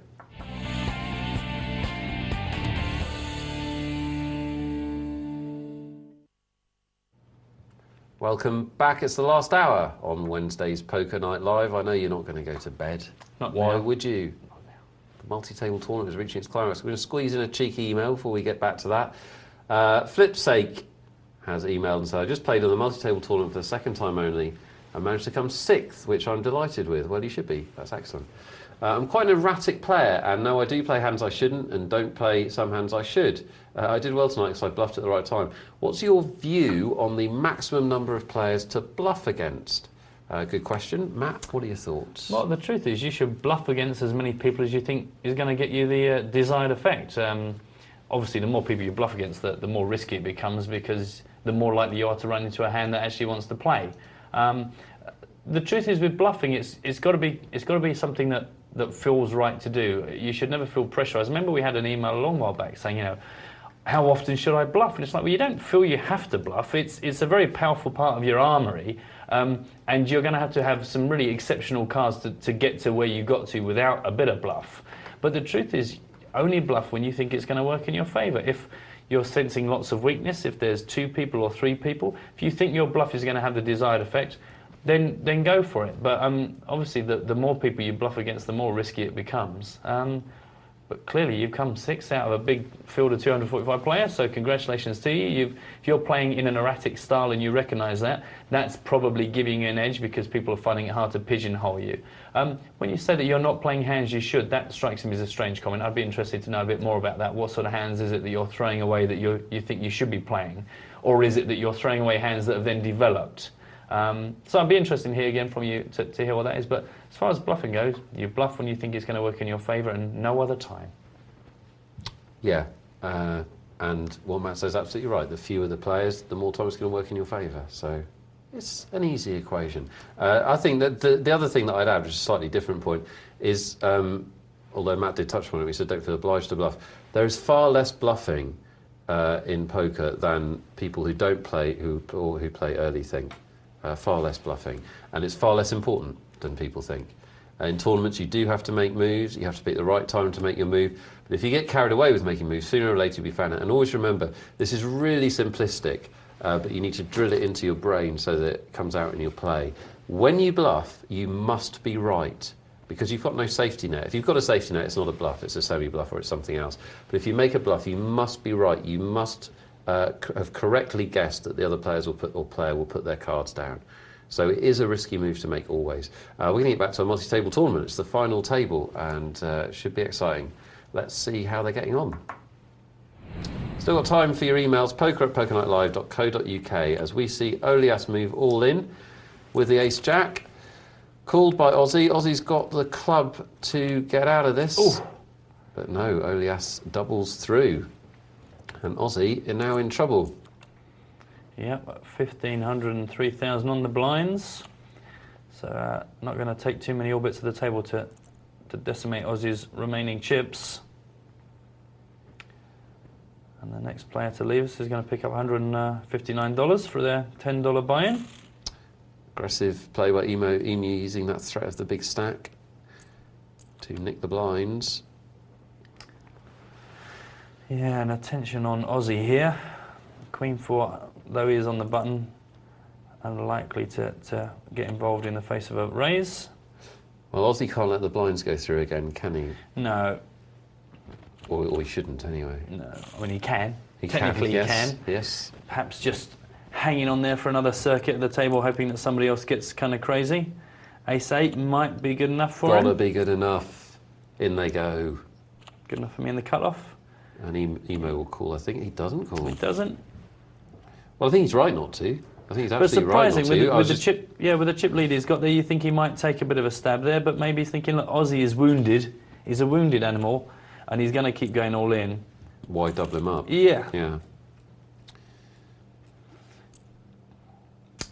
Nice little bet there. If he gets called back or raised, he knows that he's either up against a player or somebody who's hit the hand. Well, Emu is ahead in our cash game and has been playing well from what we've seen in this tournament. The 7 Spar's found a real hand, but I don't think anyone else has. And it's interesting his play there, because he's got the queen. It doesn't. The flop comes down and hits him, but doesn't hit him for the best hand. And I think a lot of players in that situation do make the mistake of checking, because they think they're checking to find out where they are, and if the other guy bets at him, they think, oh, he's got the ace. Whereas actually, a lot of the time, if you check and you get a bet, the guy is more than likely abusing his position to try and bluff you off it. But his action convinces you that you are right to check. Whereas a much stronger thing to do there is to actually make a bet, because if you do get a raise back, it's a far more telling move. Again, we come back to that whole conversation that we had based upon the Chris Ferguson comment of raising rather than calling. But it's kind of a similar move there, which is that you're actually doing the same thing in your mind, but you're making it far stronger. And look at you. You get rewarded with pocket aces. Poor Olias thinks it's his lucky day, and actually... He's going to go all in here? Or is he? Is he going to slow play? Is he going to make a little move? No. Quite rightly so. No well, king. Needs the king. No king comes. Unlucky Olias to get those kings with aces behind. And Aussie is moved up. He's gone up from 159 to 196 potentially here, or even more. Ace 2 makes the move. No aces against him. Emu. Yeah. Pow. Well, we're going to lose 2 players in quick succession. No, the ace comes down. There you go, Oz. A lifeline. It had to be a 2 or an ace, and he picked up one of those few outs. What did Olias leave with in 5th place? He left with $159. For a $10 buy. Very nice. Fantastic work, mate. Well done. And now Aussie. Aussie has that freedom that sometimes comes to you by being the small blind, and we've spoken about this before, the freedom of gambling when you've got such a small stack, far more likely to do it than when you've actually got a big amount of chips. And of course everyone now thinking, this guy's actually got enough chips that I don't want to double him up. And it is quite strange how liberating it is. Something I've got to work on, I always do much better going into heads up, being short stacked. Ah, do you? Yeah. And it's very strange, and it's a good thing, but I don't think it's strange. I think it's exactly what you just said it was. You feel a lot less. Yeah. But you feel a lot more freedom when you got a short stack because nobody expects you to win. But even though I identified that, I'm still going into heads up as a chip lead. Well, it just sounds like you're dumb now. I'm stupid. Thanks, Nick. Let me just make a note of that pearl of wisdom. That'll help you play. So you're so nice to all the viewers, and then I'm sitting here just giving you an insight into my world. I'm sorry, Matt. Beat me down. Sorry. No, it's interesting because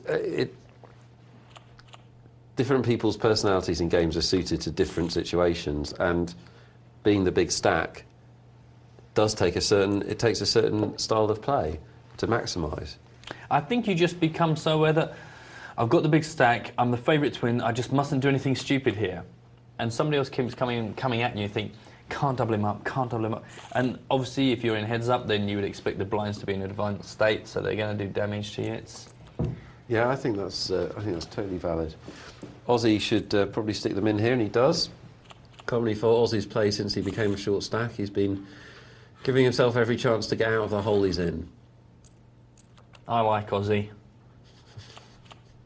I've got a guinea pig called Aussie. Have you? Well, his full name's Oscar, but we call him Aussie. I don't think it's him playing, let me just make that clear. How long do they live for? About 4 days, isn't it, a guinea pig? No, guinea pigs are all right. They can get about 7 years out of it if you're lucky. Can they? Yeah, guinea pigs are big things, man, and there's not these little gerbils. And you can eat them, can't you? Well, I mean, by rights you can eat anything. Nice bluff by Name Exists, look at that. Came over the top of the chip leader with 6-3-0. Sorry, Nick, are you suggesting I eat my guinea pig? I mean, in Peru... something to do, isn't it? In Peru, they eat guinea pigs. Yeah, that's what I'm saying. I'm not suggesting that's a good thing. No, I wasn't suggesting that. I would not advocate. And I want to make that quite clear to anybody listening that eating guinea pigs is a bad thing. I thought that was a very nice move by Name Exists. Good. While you were chuntering on about I wasn't chuntering on, I mentioned in passing, and then you suddenly... Oh, you're chuntering on about it now, aren't you? Oh, look at Jacks. Oh, look at the Jacks. Jacks versus tens, and Emu's again got an overpair against another player with a strong hand. Emu is playing well, but he is actually getting some lovely hands to play well with. Powie. Good Lord. And Aussie moves up another place. 7 Espar leaves us in 4th with Matt. $196, congratulations. Aussie going, hang on a minute, I'm about to make nearly $300 just having survived a couple of double throughs. Yeah. And Emu again getting a reasonable hand in a heads-up situation here. The ace hasn't landed. The jack has. Emu's going to keep pumping. Name exists. He's going to keep praying for an ace.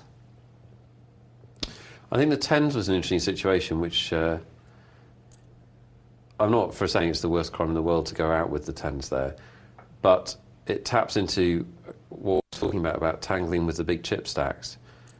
Now, there was only one chip stack smaller than him, so he probably is going to play the big chip stacks. But the point is, with the tens, he knows Emu's got something. There is a good chance that he's got a 50-50 shout. As it happened, it was far worse than that. Most of the time, with a strong hand, it's going to be a 50-50 chance. In that 50-50 scenario, he can afford to lose, you can't. Yes. So in terms of the tournament, it is not a good place for you to be. Yeah. Now, you could argue that's unavoidable, you're playing against big stacks, but I think it's possible to get away from the tens pre-flop there. It is tough though, isn't it? It is. It is tough. Aussie finds a nice spot, another good bit of timing, and he's very unfortunate that Name Exists hits his hand. Not very unfortunate, but unfortunate. But there you are, Aussie. $294, and we're down to our heads up. We're going to see somebody walk away in second place with $477, and the first price is $735. And these are tiny blinds for the amount of chips on the table. So absolutely, all sorts of play left in this if they want to eke it out. Name Exists doesn't need to panic at all, despite being out-chipped. And it'd be interesting to see if he does, because that's kind of what we were suggesting before, wasn't it? Is that the pressure in these situations, that the players put that on themselves. Yeah. Because, you know, our whole 10 times the big blind, this guy's got, you know, 76,000 in a 3,000 big blind game. Well, weird things happen when it goes heads up. Something that I've seen happen quite a lot is I quite often arrive at the heads up as the shorter stack, because when I reach a final table, my mission is to reach the heads up. A, because I rate my heads up game, and B, because I know that if you are the short stack heads up, it can change very quickly, and you still have a very, very good chance to win the tournament. And if you have the mentality of I'm trying to reach the heads up, it makes you put your chips in jeopardy less during the final table. And the phenomenon I've seen quite a lot is that I've arrived at the heads up as the shorter stack, and the bigger stack has played very aggressively in order to get to that point. And what you see quite a lot is players that play very aggressively with anything more than two players suddenly tighten up. Suddenly, I don't know why. I think it is probably taps into what you were talking about earlier about feeling that they can only mess it up now. Yeah. Maybe it's that. But players, the point I'm trying to make in a really long-winded fashion is that players won't necessarily play the same way heads up as they do with a bigger number of players. Yeah, and again, I've said this before, but I think it's one of those things that people don't appreciate how small a part of their playing has been heads up. If they're doing what most people are doing, which is they're playing in cash games or they're playing in tournaments, I don't find many people that opt to do a lot of heads-up play. So they only find themselves in heads-up when they've been successful enough to last, you know, through like a 4-hour tournament like we're seeing here. Or they're on the sit-and-goes and they're always getting down to the heads-up. But it's one of those areas where it is such a different game. It really is worth investing a bit of time, make use of the fact that so many of these online clients offer you the option to sit in some heads-up stuff. Because you've come all this way, and then suddenly you're playing heads up and you're in unfamiliar territory. It's all over. Bang, bang, bang. There you go. It can happen that fast. Emu, congratulations, son, where you came into it with the big chips and he played a pretty faultless game, but was hitting the hands. He was getting some lovely whole cards, and actually they were transforming into beautiful butterflies. It's like they say about goal scorers in football, isn't it? Is it? You've got to be there. You've got to be there. Yeah, absolutely. Played a good game. We didn't see him put a foot wrong, so congratulations to Emu. What was the final disposition on first and second there? $735 for first place there, Emu, and $477 again for only a $10 buy-in. That's the beauty of the multi-tables. Lots of players, lots of buy-in, lots of reward for those top prizes. Absolutely, and we've got an emo from Email Emu. Shocking. Apologies. Emu, our winner of our multi-table tonight, emails to say, great show as always. Recently I've been losing quite a lot of money and was feeling quite upset about it. So it feels good to book a win in tonight's multi-table. It really gave me my confidence a boost, and even though I know I got lucky in a number of spots, I also thought I was playing well. That would be our assessment too, mate. I want to thank Poker Night Live for all the great... I promise we didn't write this. I want to thank Poker Night Live for all the great advice they give on the show, because without that, I think I'd been giving up long ago. It's a great experience playing on TV tables, and I had a lot of fun doing it and continue to do so. I'd encourage others to do the same. Thanks for all your hard work you put in every night. Well, that's extremely sweet of you. Please don't attribute your win to us. You were the one that did it. We're here to give advice and help your game. It doesn't mean anything unless you take it out and use it. Which you've clearly done. So do keep watching. Great pleasure to watch you play, mate. And you can all join in. We have a multi-table most nights now on the show. And you're all welcome to play at the poker TV tables. So we'd love to see you. He also comments about Chris Ferguson's article. We had an email before about raising, Chris Ferguson saying you should always raise if nobody's put money into the pot so far. He says, I agree with the article, but I think sometimes in a tournament you should limp when in position if the blinds are high, because you can then play people on the flop and it can get you chips. If you raise the pot and become too big in relation to your stack and there's a little play left, I think that's an excellent way of putting it. We had a little chat about it earlier, and that's the kind of thing we were thinking about. And he's absolutely right, isn't he? Very often when the blinds are big, if you make that initial raise, it's not just that initial raise, you're actually committing yourself. Yeah. Because the blinds are so big. If you make a 3 or 4 times the blind raise, you can be putting in 30, 40, 50% of your stack, and then you have to play on. Whereas there is another way to go sometimes. Yeah, absolutely, because sometimes you create a situation where you've given yourself such big pot odds that then actually you can't get out of the hand because you have put so much into it. And the other side of that argument is that you also do want to mix up your play. So you don't want to just always be raising out of principle, because then everyone starts to get a tell on you. We always say how important it is to kind of send out some mixed messages and don't always play the same hands in the same position in the same way, because then everyone gets the little notebook out and they kind of make a note about when this guy does this in this position, so on and so on. So I think that's a really excellent email and some really good points, but that's the key thing, is you've got to keep mixing up as well, because otherwise you get yourself into trouble, or you just make yourself very transparent to the people that you're on the table with. Yeah, thank you for the email, emu. I swear I would have done that better earlier in the night. It's great to hear from anybody that plays on the TV tables. Of course, we like to hear from everyone, but it is good when we've got that level of interactivity. That's what this show's all about. We've got half an hour just over left tonight, and we will do a few more emails before we go off air. I do apologise if we don't get to yours tonight. It's almost impossible to get through them all, as you know, but we appreciate every single one of them. And as I said, it's still time to get them in. poker@pokernightlive.co.uk. We are going to go back to a cash game to take us up to the end of the show tonight. Stick with us, I'm sure we'll see some good stuff. Let's have a look. It's going to be our 25 cent 50 set, I think. It is. Tragic Trev, mixing it up on the table. Snap it. These boys have been putting in the hours.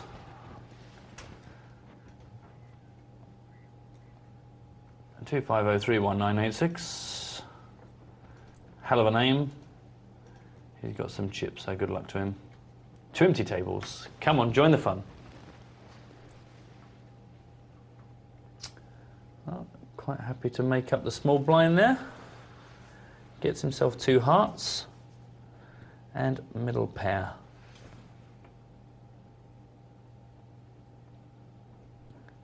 With everyone checking around, very hard to know where he actually stands, but he's got the best of it. Just depends if anyone's going to try and make a bet that sends him a different signal.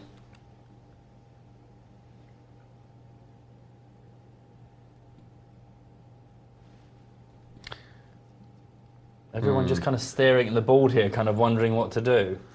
Yeah, I mean, if you've got the flush draw, I know he's out of position, but once it's been checked around once, it's worth a little punt, isn't it? Yeah, it's a bit like we had the question saying, you know, when do you bluff? And it's like, well, that might be a situation to say, well, I don't believe anyone's hit the king. And anybody else that's hit something clearly doesn't like it enough to try and take control of the table. Trev has hit himself, you know, the second pair on the table. It's all kind of fizzled out as far as hands go. $5 in the pot. For 3 players to get to the river and only have $5 in the pot kind of tells the story.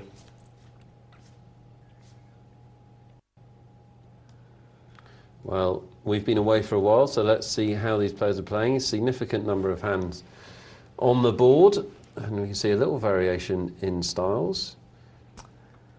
Yeah, numbers not too big a stretch though between the guy. You know, we're looking here at what percentage of where the players actually fold, and there's not a huge amount between our top and bottom scorer there. You see post-flop, who gets out of it quite quickly and who sticks around. But again, you can see how many hands some of these guys have been sitting here being dealt. So I guess that variance has got to be a pretty accurate picture of their play.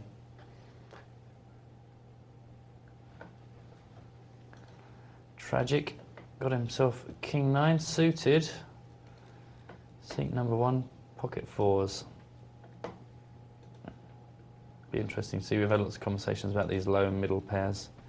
See exactly what the 4s want to do. Limp in for the minimum and try and hit a set, or try and take control, bully the blinds. Limps in, as does ace 10. Absolutely nobody hits that.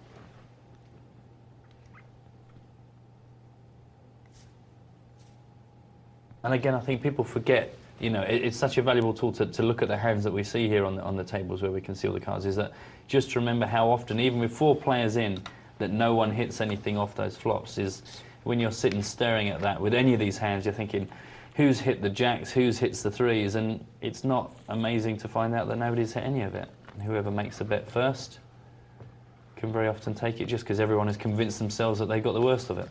Yeah, I get carried away with that, I'll be honest. What, convincing yourself that everyone's hit something and you've not? No, the opposite. Oh, okay. I carried away with doing what you were saying there. Ah. Well, you got to know your strengths and weaknesses in this game, don't you? I am quite an aggressive player. My fault is that I can be too aggressive. And what I've learned, the way I've learned to plug the leak, is the key is number of players. Mm. Once you get more than 2 opponents, you've got to be very careful about that sort of bet, I think. Because 2 things happen when there's more players. First of all, just statistically, there's more chance of somebody having something they want to call with. But also, there's a phenomenon where people will be more likely to keep you honest, particularly in lower levels of poker. So let's say, for example, there's 5 opponents, everyone's checked round once, you're in early position, you have a little pop at the pot. 3 players fold. The player in the last position, let's say he holds a substandard hand like middle pair, he's quite likely to think, I'm not having this. I'm not having a little bet and everyone folds. I'm going to call to keep him honest. Yeah. So I think that the number of players you're up against is an important factor. But you're absolutely right. You know, if the money's out there, and the thing you've got to bear in mind is a bet of half the pot will usually do the job in most situations. So it only has to be successful 1 in... I can't, my brain doesn't work. Come on, Nick. Let's say 1 in 500 times. Oh, really? Okay. Well, you can't go wrong with that, can you? Yeah. Only has to be successful half the time to be a good idea.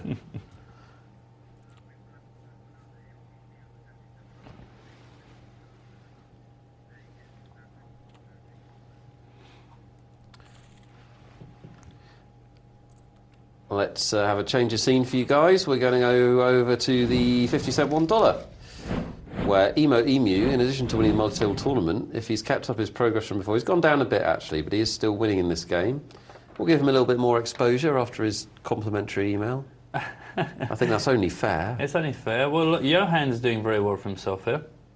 And Gagsy, who you remember we highlighted because he sat down with $10, and is clearly... if he's made a lot of progress, he's also then come all the way back down again. But some familiar faces here. But yeah, Emu, he's had a good night. Spending his winnings. He's got $735 to throw around. He's just having a bit of fun on the tables. Yeah, you got to watch that, haven't you? Yeah. Like we're saying, the euphoria of a big win. Exactly. Energy surging through your veins, all very excited about it. You think you're the king of poker. It's one of the few things, actually, that isn't great about online poker is that when you do win a multi-table, you're usually home alone, and you yeah. The celebration's quite... The feeling of victory isn't quite... Whereas if you're in a casino, people will shake your hand and... Do you know what? And I couldn't agree with you more, Nick. And I think it's something that they need to work on, because in the old day, when my background with video games, and in the old day, one of the big complaints was, you know, you invest a lot of time. It's yes, very I used to rare. write to magazines about this, about video games. It's very rare, and we've found this even more so in recent years, is the amount of money being pumped into these video games. Is it was very rare that people were getting to the end of it. And the problem was it's because it wasn't rewarding enough. And some games, and our site Zelda here, you know, the Ocarina of Time, the end sequence went on for hours. It was brilliant. There were fireworks and celebrations. It was like the end of a Star Wars film. Everything was kicking off. Final Fantasy games, good endings. But, you know, but lots of games, you invest all this stuff, and it would just go, congratulations, now try again at a harder level. Well, that's not really much of a thank you, is it? And I think that's another thing, is if you have just sat through, and I've done it myself on a number of poker clients, you know, you do invest time. If you're in a multi-table tournament, you're there for hours and hours.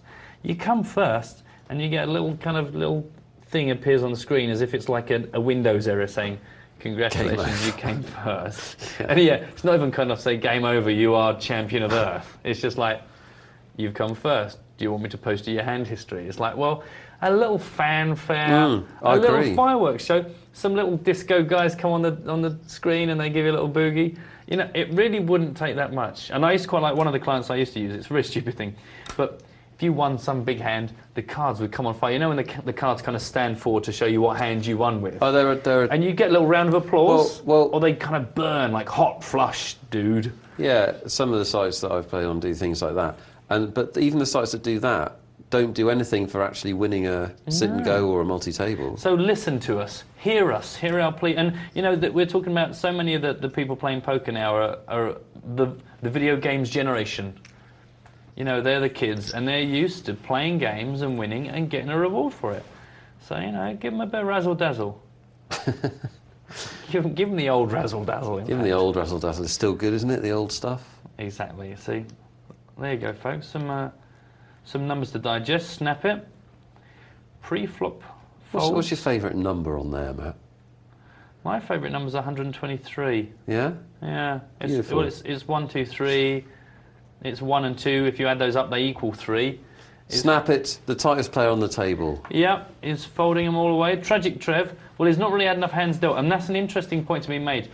Anybody that's looking to start picking apart the statistics that you get given to you at these sites, make sure that you don't start making assumptions and changing the game you're playing without enough information. You know, some of the guys, some of the pros you talk to, they have tens of thousands of hands come into their poker tracking software before they even vaguely start paying it any attention. So don't get too hooked up on the statistics. You want tens of thousands of hands to pass through your life before you start going, do you know what, I think I'm a bit too tight. Oh, I think I'm a bit too soft. I'm a bit too aggressive. What is your favourite video game of all time? Oh, Nick. It's a big one. Very tough. You can nominate a few. Pro Evolution Soccer is one of the best value games I've ever played for the number of hours I've played it versus the money I spent on it. Yes, that's important. As far as sheer enjoyment,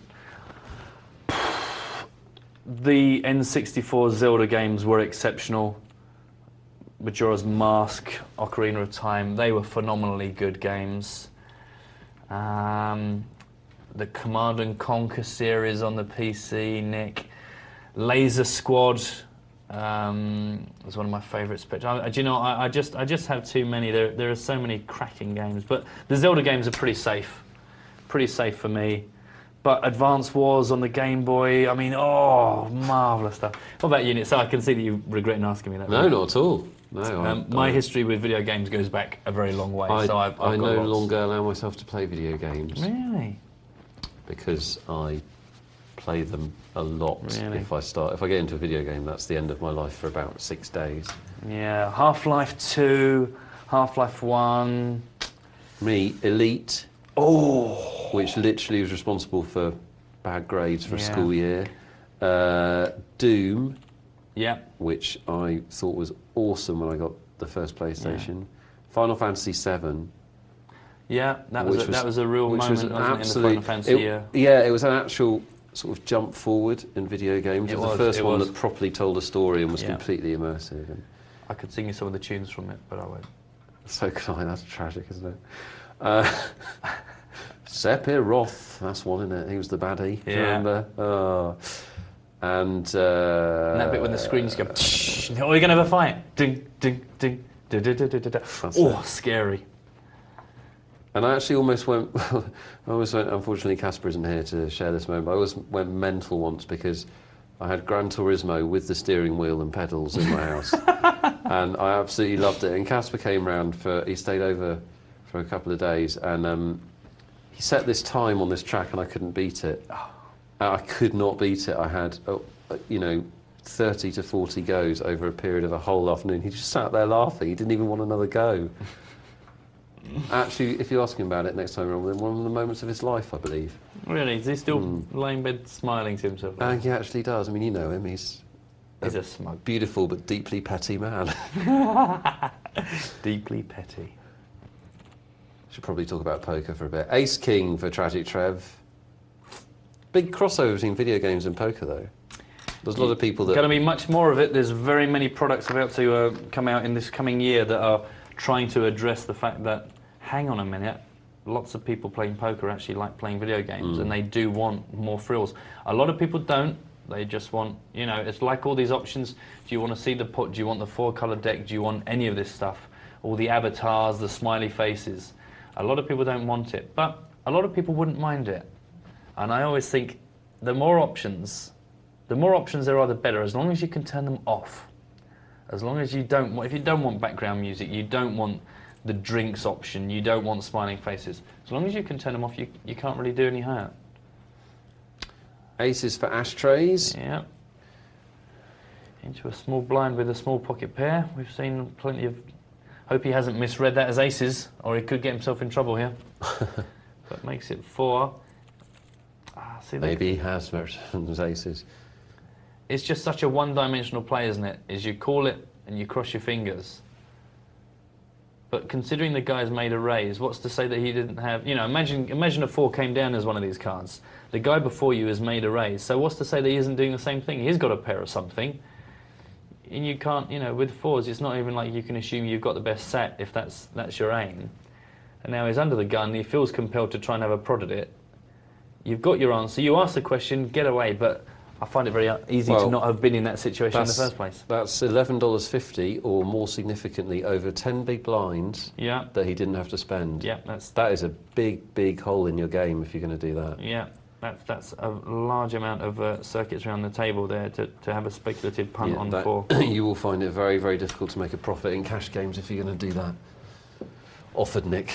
Oh, Nick. Wisely, yes. from his stroking his beard. From his easy to say, because I'm not doing it, perch. Is there a better perch, Nick? No, it's true though. It's true though. What you say is absolutely right. That's it's a classic error that people make. Will we see Gagsy go all in with his ace queen and his $8? I suspect we might. I would find that quite easy as I stare down at my last £4.20 or whatever that is. I don't think you'd be getting that down to 8 big blinds in a cash game. That's... I don't know, I just don't understand. Small buy-ins. He's going to time out. He's obviously doing something far more interesting. He's probably multi-tabling on a $100, $200 table where he rocks. You never know. I can't remember. Anything? I know I can. There's a player whose name, a weakness in life of mine, is remembering names. There's a player who we have seen on the show from time to time, who is one of the better players that we've seen on the show, and he finished quite well in the World Series. And he plays in the highest cash games, but he also plays in the 1-2 cash game. Really? I wish I could remember his name. He quite often plays, he emailed in, he quite often plays on 4 tables. He'll play the 1-2, something around 1-2, a 2-4, a 5-10 and a 25-50. Just because he loves to play. How do you split your brain? So I would find it very hard. I find it, the levels you play at do dictate a very different sort of game. And I know we've said this before about how brilliant it is that you can get on the play tables, but I was doing some writing the other day and I just get a bit bored and put on a play table. But the hard thing is, there was a guy, and I can't remember his name because I'd love to name check him and shame him, but he just went all in, whatever he had. He'd go all in, get bust out, reload his play money, go all in, get bust out. And there wasn't even any pleasure in taking the money off him, because even though he was a fantastic source of play money, is that he just gave play tables such a bad name, because if you do find a bunch of people that genuinely want to improve their game, or they're learning, or they're trying out a new variant of poker, you can have some really excellent games. If you find a bunch of people that say, I'm going to forget that this is a play table, I'm going to play the game I think I should be playing. You know, you can't poo-poo the play tables, but if you do find one of these jokers who are just clearly underage and there to annoy you, it's a bad thing. Breaking the law, Matt. Well, mentally, even if not necessarily actually. Well, that then encompasses me, so I feel bad. Well, you don't care. I don't care. 8, 9, 10, Jack, Queen. Well, that is a 7-card straight. I don't know if that's allowed. It's not, but it's impressive in a way. 6 through to the Queen. You should get an extra, I don't know, voucher to spend at the bar or something. Well, maybe we should have a word with the organisers, Nick. Matt, you know we're going to this poker media event tomorrow. I'm aware of that, yes. I'll buy you a drink, mate. Whatever you want. There's nothing I like more than a man prepared to buy you a drink in an open bar environment. I think it shows a certain class. I'm good to you, aren't I? I'll tell you what, I'll buy you too. Oh, it's nice. Tragic Trev with the 10s. I wonder if he'll want to re-raise here, or he's just going to call. Just flying in under the radar. Oh, and then bang. Hitting his hand. Very nice. 3 opponents, though, so he may feel compelled to bet. Don't know if he'll risk a slow play. Don't know if he gains much from a slow play either. No, not really, is there? Because the only thing that's going to come and spoil his day is the clubs. God bless you, Nick. And I hope Trev doesn't think that I hope he's not cussing the fact that he didn't get paid there after having flopped a fantastic hand. The bottom line was none of his opponents had hands they were going to play against him, so it didn't matter what he did. He might have eked out a few dollars if one of them had bluffed, but you know, there were straight possibilities and flush draw possibilities on the flop. I think the thing is, and I find it also in conversation with people, it's one of the reasons, you know, if you have that happen, you know, somebody's made a pair of aces and they don't get paid off. Somebody's, you know, flopped the set and they don't get paid off. That's the kind of thing that if it happens to you enough, you start to be tempted to slow play because you think, well, I'll wait and I wait and I wait and I finally get a hand and no one wants to play against me. I know I'll give them a couple of free cards so that maybe they'll play against me, but then they're surprised when somebody actually makes quads or they make their straight or they make their flush. And the truth is that if you're not getting paid off when you hit the hands, or you're not getting paid off to the degree you want, you've just got to accept that you won the hand, and actually you probably did maximise the opportunity, because if venturing to make more money involves adding more risk into the hand, then that's not a positive move. So don't let that bring to your game a loose aspect where you give people free cards, because then what's it going to take? How many times are you going to have to do that and find that people actually outdraw you before you realise actually you were far better off when you just made a bet, you didn't get paid off, but you picked up the blinds? Classy fold from Emu. Sorry, I know you were explaining that, so if you saw that, it was a good fold. I didn't actually see that. I must say I was off in my own little world. Emu hit top pair on the end with a pair on board, so had 2 pair with a jack kicker on the queen and folded to a bet. And the bet came from ace queen. So that's awesome, disciplined. Very, very classy fold. Star of tonight's show, Emu, winner of our multi-table tournament. I've not seen Emu before, have you? Once, but not for very long. And well, let's hope we see you again, because absolutely. It's always nice to have some regular quality players that we follow. And we're not at all biased, because he gave us credit for some of his poker knowledge. Not biased. No, it was a very nice comment that I think was fair. It was fair and beautiful. Yes. What was? Sorry, do you know what I meant to write down? Was it deeply petty that you referred to Cassidy? Yeah. Because I like that. Should you be... like to stir. No. It's great. It's just great. It's deeply petty man. He's a beautiful but deeply petty man. Well, it takes one to know one. I would fall into that camp, I think. I should be watching you very carefully over the coming weeks, Nick, to see if you exhibit any deeply petty emotions. 8s. Eights. A hand of champions, if only you'd not run into nines, a far inferior hand in many ways, other than actually mathematically or really.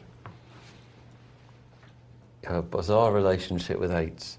It's not that they look like fat ladies. You're not a chubby chaser, are you? No. I'm just trying to get to the bottom of this. No. Fascination. Very lucky in some people's minds, aren't they? Just covering myself with a non-validated random statement. That's fine. Consider yourself covered. But as a child, did you enjoy writing number 8 or the number 9? It's number 8, wasn't it? Tell me I'm wrong, Nick. I got most of my pleasure through playing games of Stratego against myself, as opposed to writing numbers. Exactly. Put it on its side. It's a Googleplex. Argue with me, Nick. I dare you. I'm just a bit worried that you aren't going to make it to the end of the show. Seems like you've got a little bit mental. I think it's always healthy to be just slightly mental, though. Yeah, that was 2 hours ago. Ace-9 for Tragic Trove, trying to steal that dead money, but he's going to have callers a go-go now. That's a pretty handy flop. Yeah, they don't get too much better than that. If only there was a 9 or an ace instead of that 8, he could be slightly happier than he is. Well, that's twice he's had a beautiful flop and no customers. That's going to be slightly frustrating, but he hasn't done anything wrong. No. And that is it. That is the difference between the cash games and the tournaments. You know, the tournaments, you do get that whiz bang of if you win a hand, it makes a big difference. With the cash, they don't call it the grind for nothing, because it really is about sitting through a million hands, and you wait for a good situation where you've got a good hand and so somebody else. And we watched this a long while back. We watched. We were fortunate enough to have one of the $25, $50 cash games. And there was just lots of money just moving around all night long. And then right at the end of the show, we caught somebody, I think, with a full house versus 2 big pairs. And those are the single situations where you know this is the hand that's going to actually make or break that evening's play. But the cash games can be a grind. But you can see this table. There's no maniacs here. There's nobody loose. There's nobody kind of getting too crazy with it.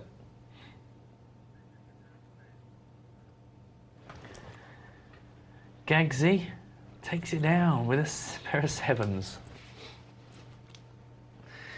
More statistics arriving, ladies and gentlemen. The percentage of hands played. So we can see it's all under control. Snap It being super tight. Only 16% of his hands is actually playing. Gagsy, our boy that sat down short stacked. Goose as a goose. 35%, but even 35% is not uber loose, is it?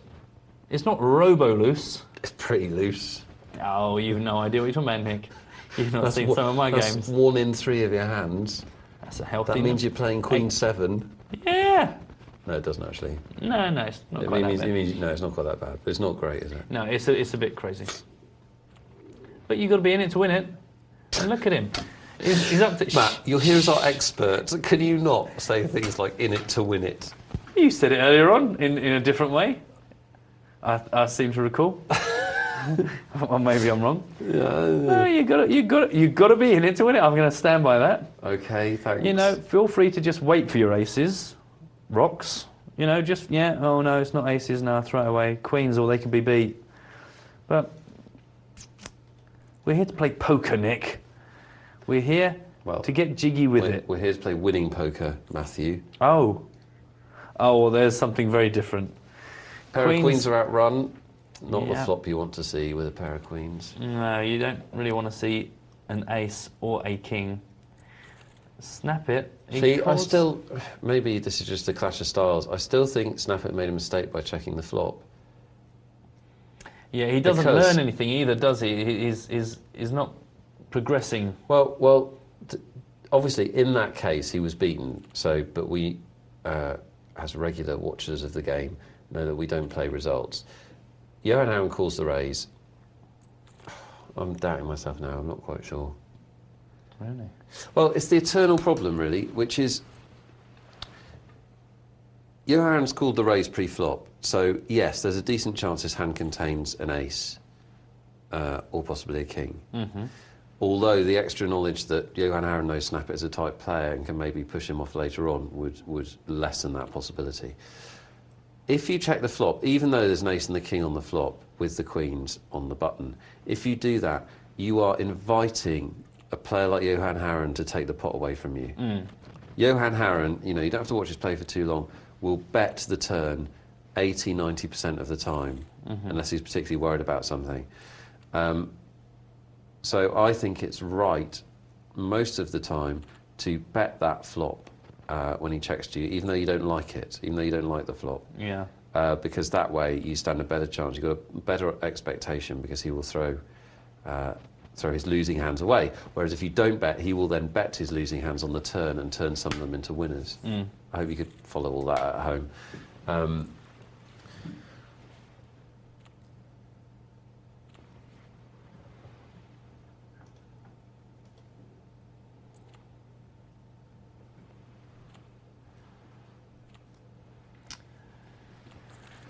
Do you think the guys here that play against each other regularly, do they think that puts them at a disadvantage or an advantage? Would you rather play against people that you know well but also know you well, or would you rather an open field where you might be able to identify I'm an enigma, a shapeshifter, a chameleon at the table, if you will. I constantly flux between style upon style, so I would always rather play against opponents that I know because they can never truly know me.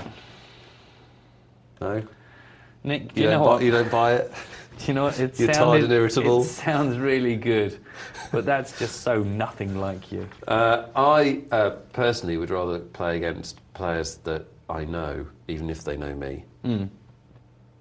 Because I think that, you have a base from which to work, and if they do know you, then you can use that as well. It is always difficult playing against somebody that you haven't played against before, whatever their level of play. Because you have to make assumptions, and that's, imperfect knowledge, isn't it? So yeah, personally. Yourself? Sorry? I don't know, actually. I think the only problem I find with playing, and I think this is probably because I play against people I know the most in short-handed games. So if I regularly sit down with a bunch of mates in a 4- or 5-handed game, that can not necessarily become tedious, but I think you can end up reading those people so well that it almost becomes like you're playing the cards open-handed. So, I don't know. I don't know is the honest answer. I find them to be very different games. To sit down against opponents I know quite well versus sitting against strangers. I like the thrill of trying to recognise people's betting structures and their betting patterns, trying to kind of pigeonhole them, find out how they play. I think I think there's a game to be played there, and it sharpens up your skills for if you do spend a lot of your time going to live tournaments where you sit down with lots of strangers. But I just don't know which one I prefer. I find them to be very different games. Oh, tragic Trev. He's obviously frustrated. And he's slow played those aces when he really should have raised. And I suspect he knows he raised, and those two hands we saw earlier where he didn't get paid have had an effect. But he's let Snap it draw his flush for free, and now he's let him draw it cheaply, and I hope that doesn't come back to hurt him. And all of a sudden everyone's betting that Trev. Well, if you're now sitting here with Trev's hand, because you checked the flop, you don't know where you are. It's now a horrible spot. Snap it's got the right price to call here. He's got a 4-1. Oh, Snap it! That's a horrible mistake. What are you doing, mate? Yeah, that's one of the biggest pots we've seen. He had 4-1 on his money there. A 4-1 on his money plus the implied odds of what he could have won. It's a call for me. Oh dear. But Tragic Trev, who is a friend of the show, wins the hand, as is Snapper, so we kind of balanced out on that hand. I'm very surprised by that fold. That is strange, as you say, because there's so much potential money there to be won. There's already enough money in the pot to warrant the call, and if he hits it, he knows he's going to get even more out of that. That's a big pot for the 51 table. Yeah, absolutely. Plenty to analyse in our last hand of the night. Good way to finish. The aces played a bit too slowly, and as Matt says, that I think was a call at the end for snap it. Horrible to see that club come down once you've thrown them away. It happens. We've got an email about Rounders tournaments on the internet, which I am not ashamed to say I know nothing about. Fortunately, I'm sitting with somebody who does know something about it. James has asked us, he's been playing the $5 50-cent buy-in Rounders games with 5 rounds. These are sort of tournaments with different stages on the internet, which Matt will tell you about in a minute. Don't even try and cover it, Nick. You don't know. I hear a lot of talk about during play about making money on the lower rounds before progressing. What are your thoughts on Rounders games? Should I try and increase my buy-in tokens, or should I just go for it with 1 life? Thanks, Rounders. Well, the Rounders tournaments, all they basically are, is a very short ladder of games. So you'll normally have 5 rounds, and round 1, as you've just said, is going to be a $5 buy-in. The first prize of which will be a token to the next level, which will probably be a $25 buy-in. The prize in that second round will be a token to the next level up, which is a $100 buy-in, and so on and so on. So what it enables you to do is live the dream of, for a $5 buy-in, actually be progressing through. And by the end of it, you're sitting in maybe a $300 tournament that you wouldn't normally pay $300 to get into. But you've used your performance to walk up. The other side of what you're saying about making money is because, as well as once you win these tokens, if you're in the second level, to come first might give you entry to the next level, but the other positions, the second and third, might be decent paybacks, because then you're actually effectively in a $25 tournament and you know what sort of payoff you're going to get for those. So it can be quite a good little way of building up a bit of revenue by playing in tournaments bigger than you'd normally pay pure buy-in for, because you've earned these tokens, and it's a really good way of getting lots and lots of snappy sit-and-go experience under your belt. Lots of fun as well, and if you do get to a top-level game, having started with $5 buy-in, you feel like you've won the World Series by like a cheapo internet sort of buy-in. I'm actually going to give them a whirl. Oh, fantastic I've never fun. bothered, and Fantastic you've sold it into me. Lots of fun. James also says, Matt, has anyone told you you look like Darren Brown? I don't think that's ever happened. Look into my eyes, right? No one's ever mentioned it. No one's ever mentioned it before, Thanks, ever. though. Do you know what, Matt? In my opinion, you're even more magic than Darren. Nick. Ending the night with a little bit of right there. Bit of love. Guys, we're going off air in just a few seconds. Tomorrow night will be Poker Night Live beginner night from 10 till 2. Hope you've had fun, Matt. Fantastic fun. Some great games as well, and a marvellous multi-table game. Yeah, so really good learning points tonight. Thank you so much for your contributions to the show. Do tune in tomorrow night. We will both see you again very soon. Good night.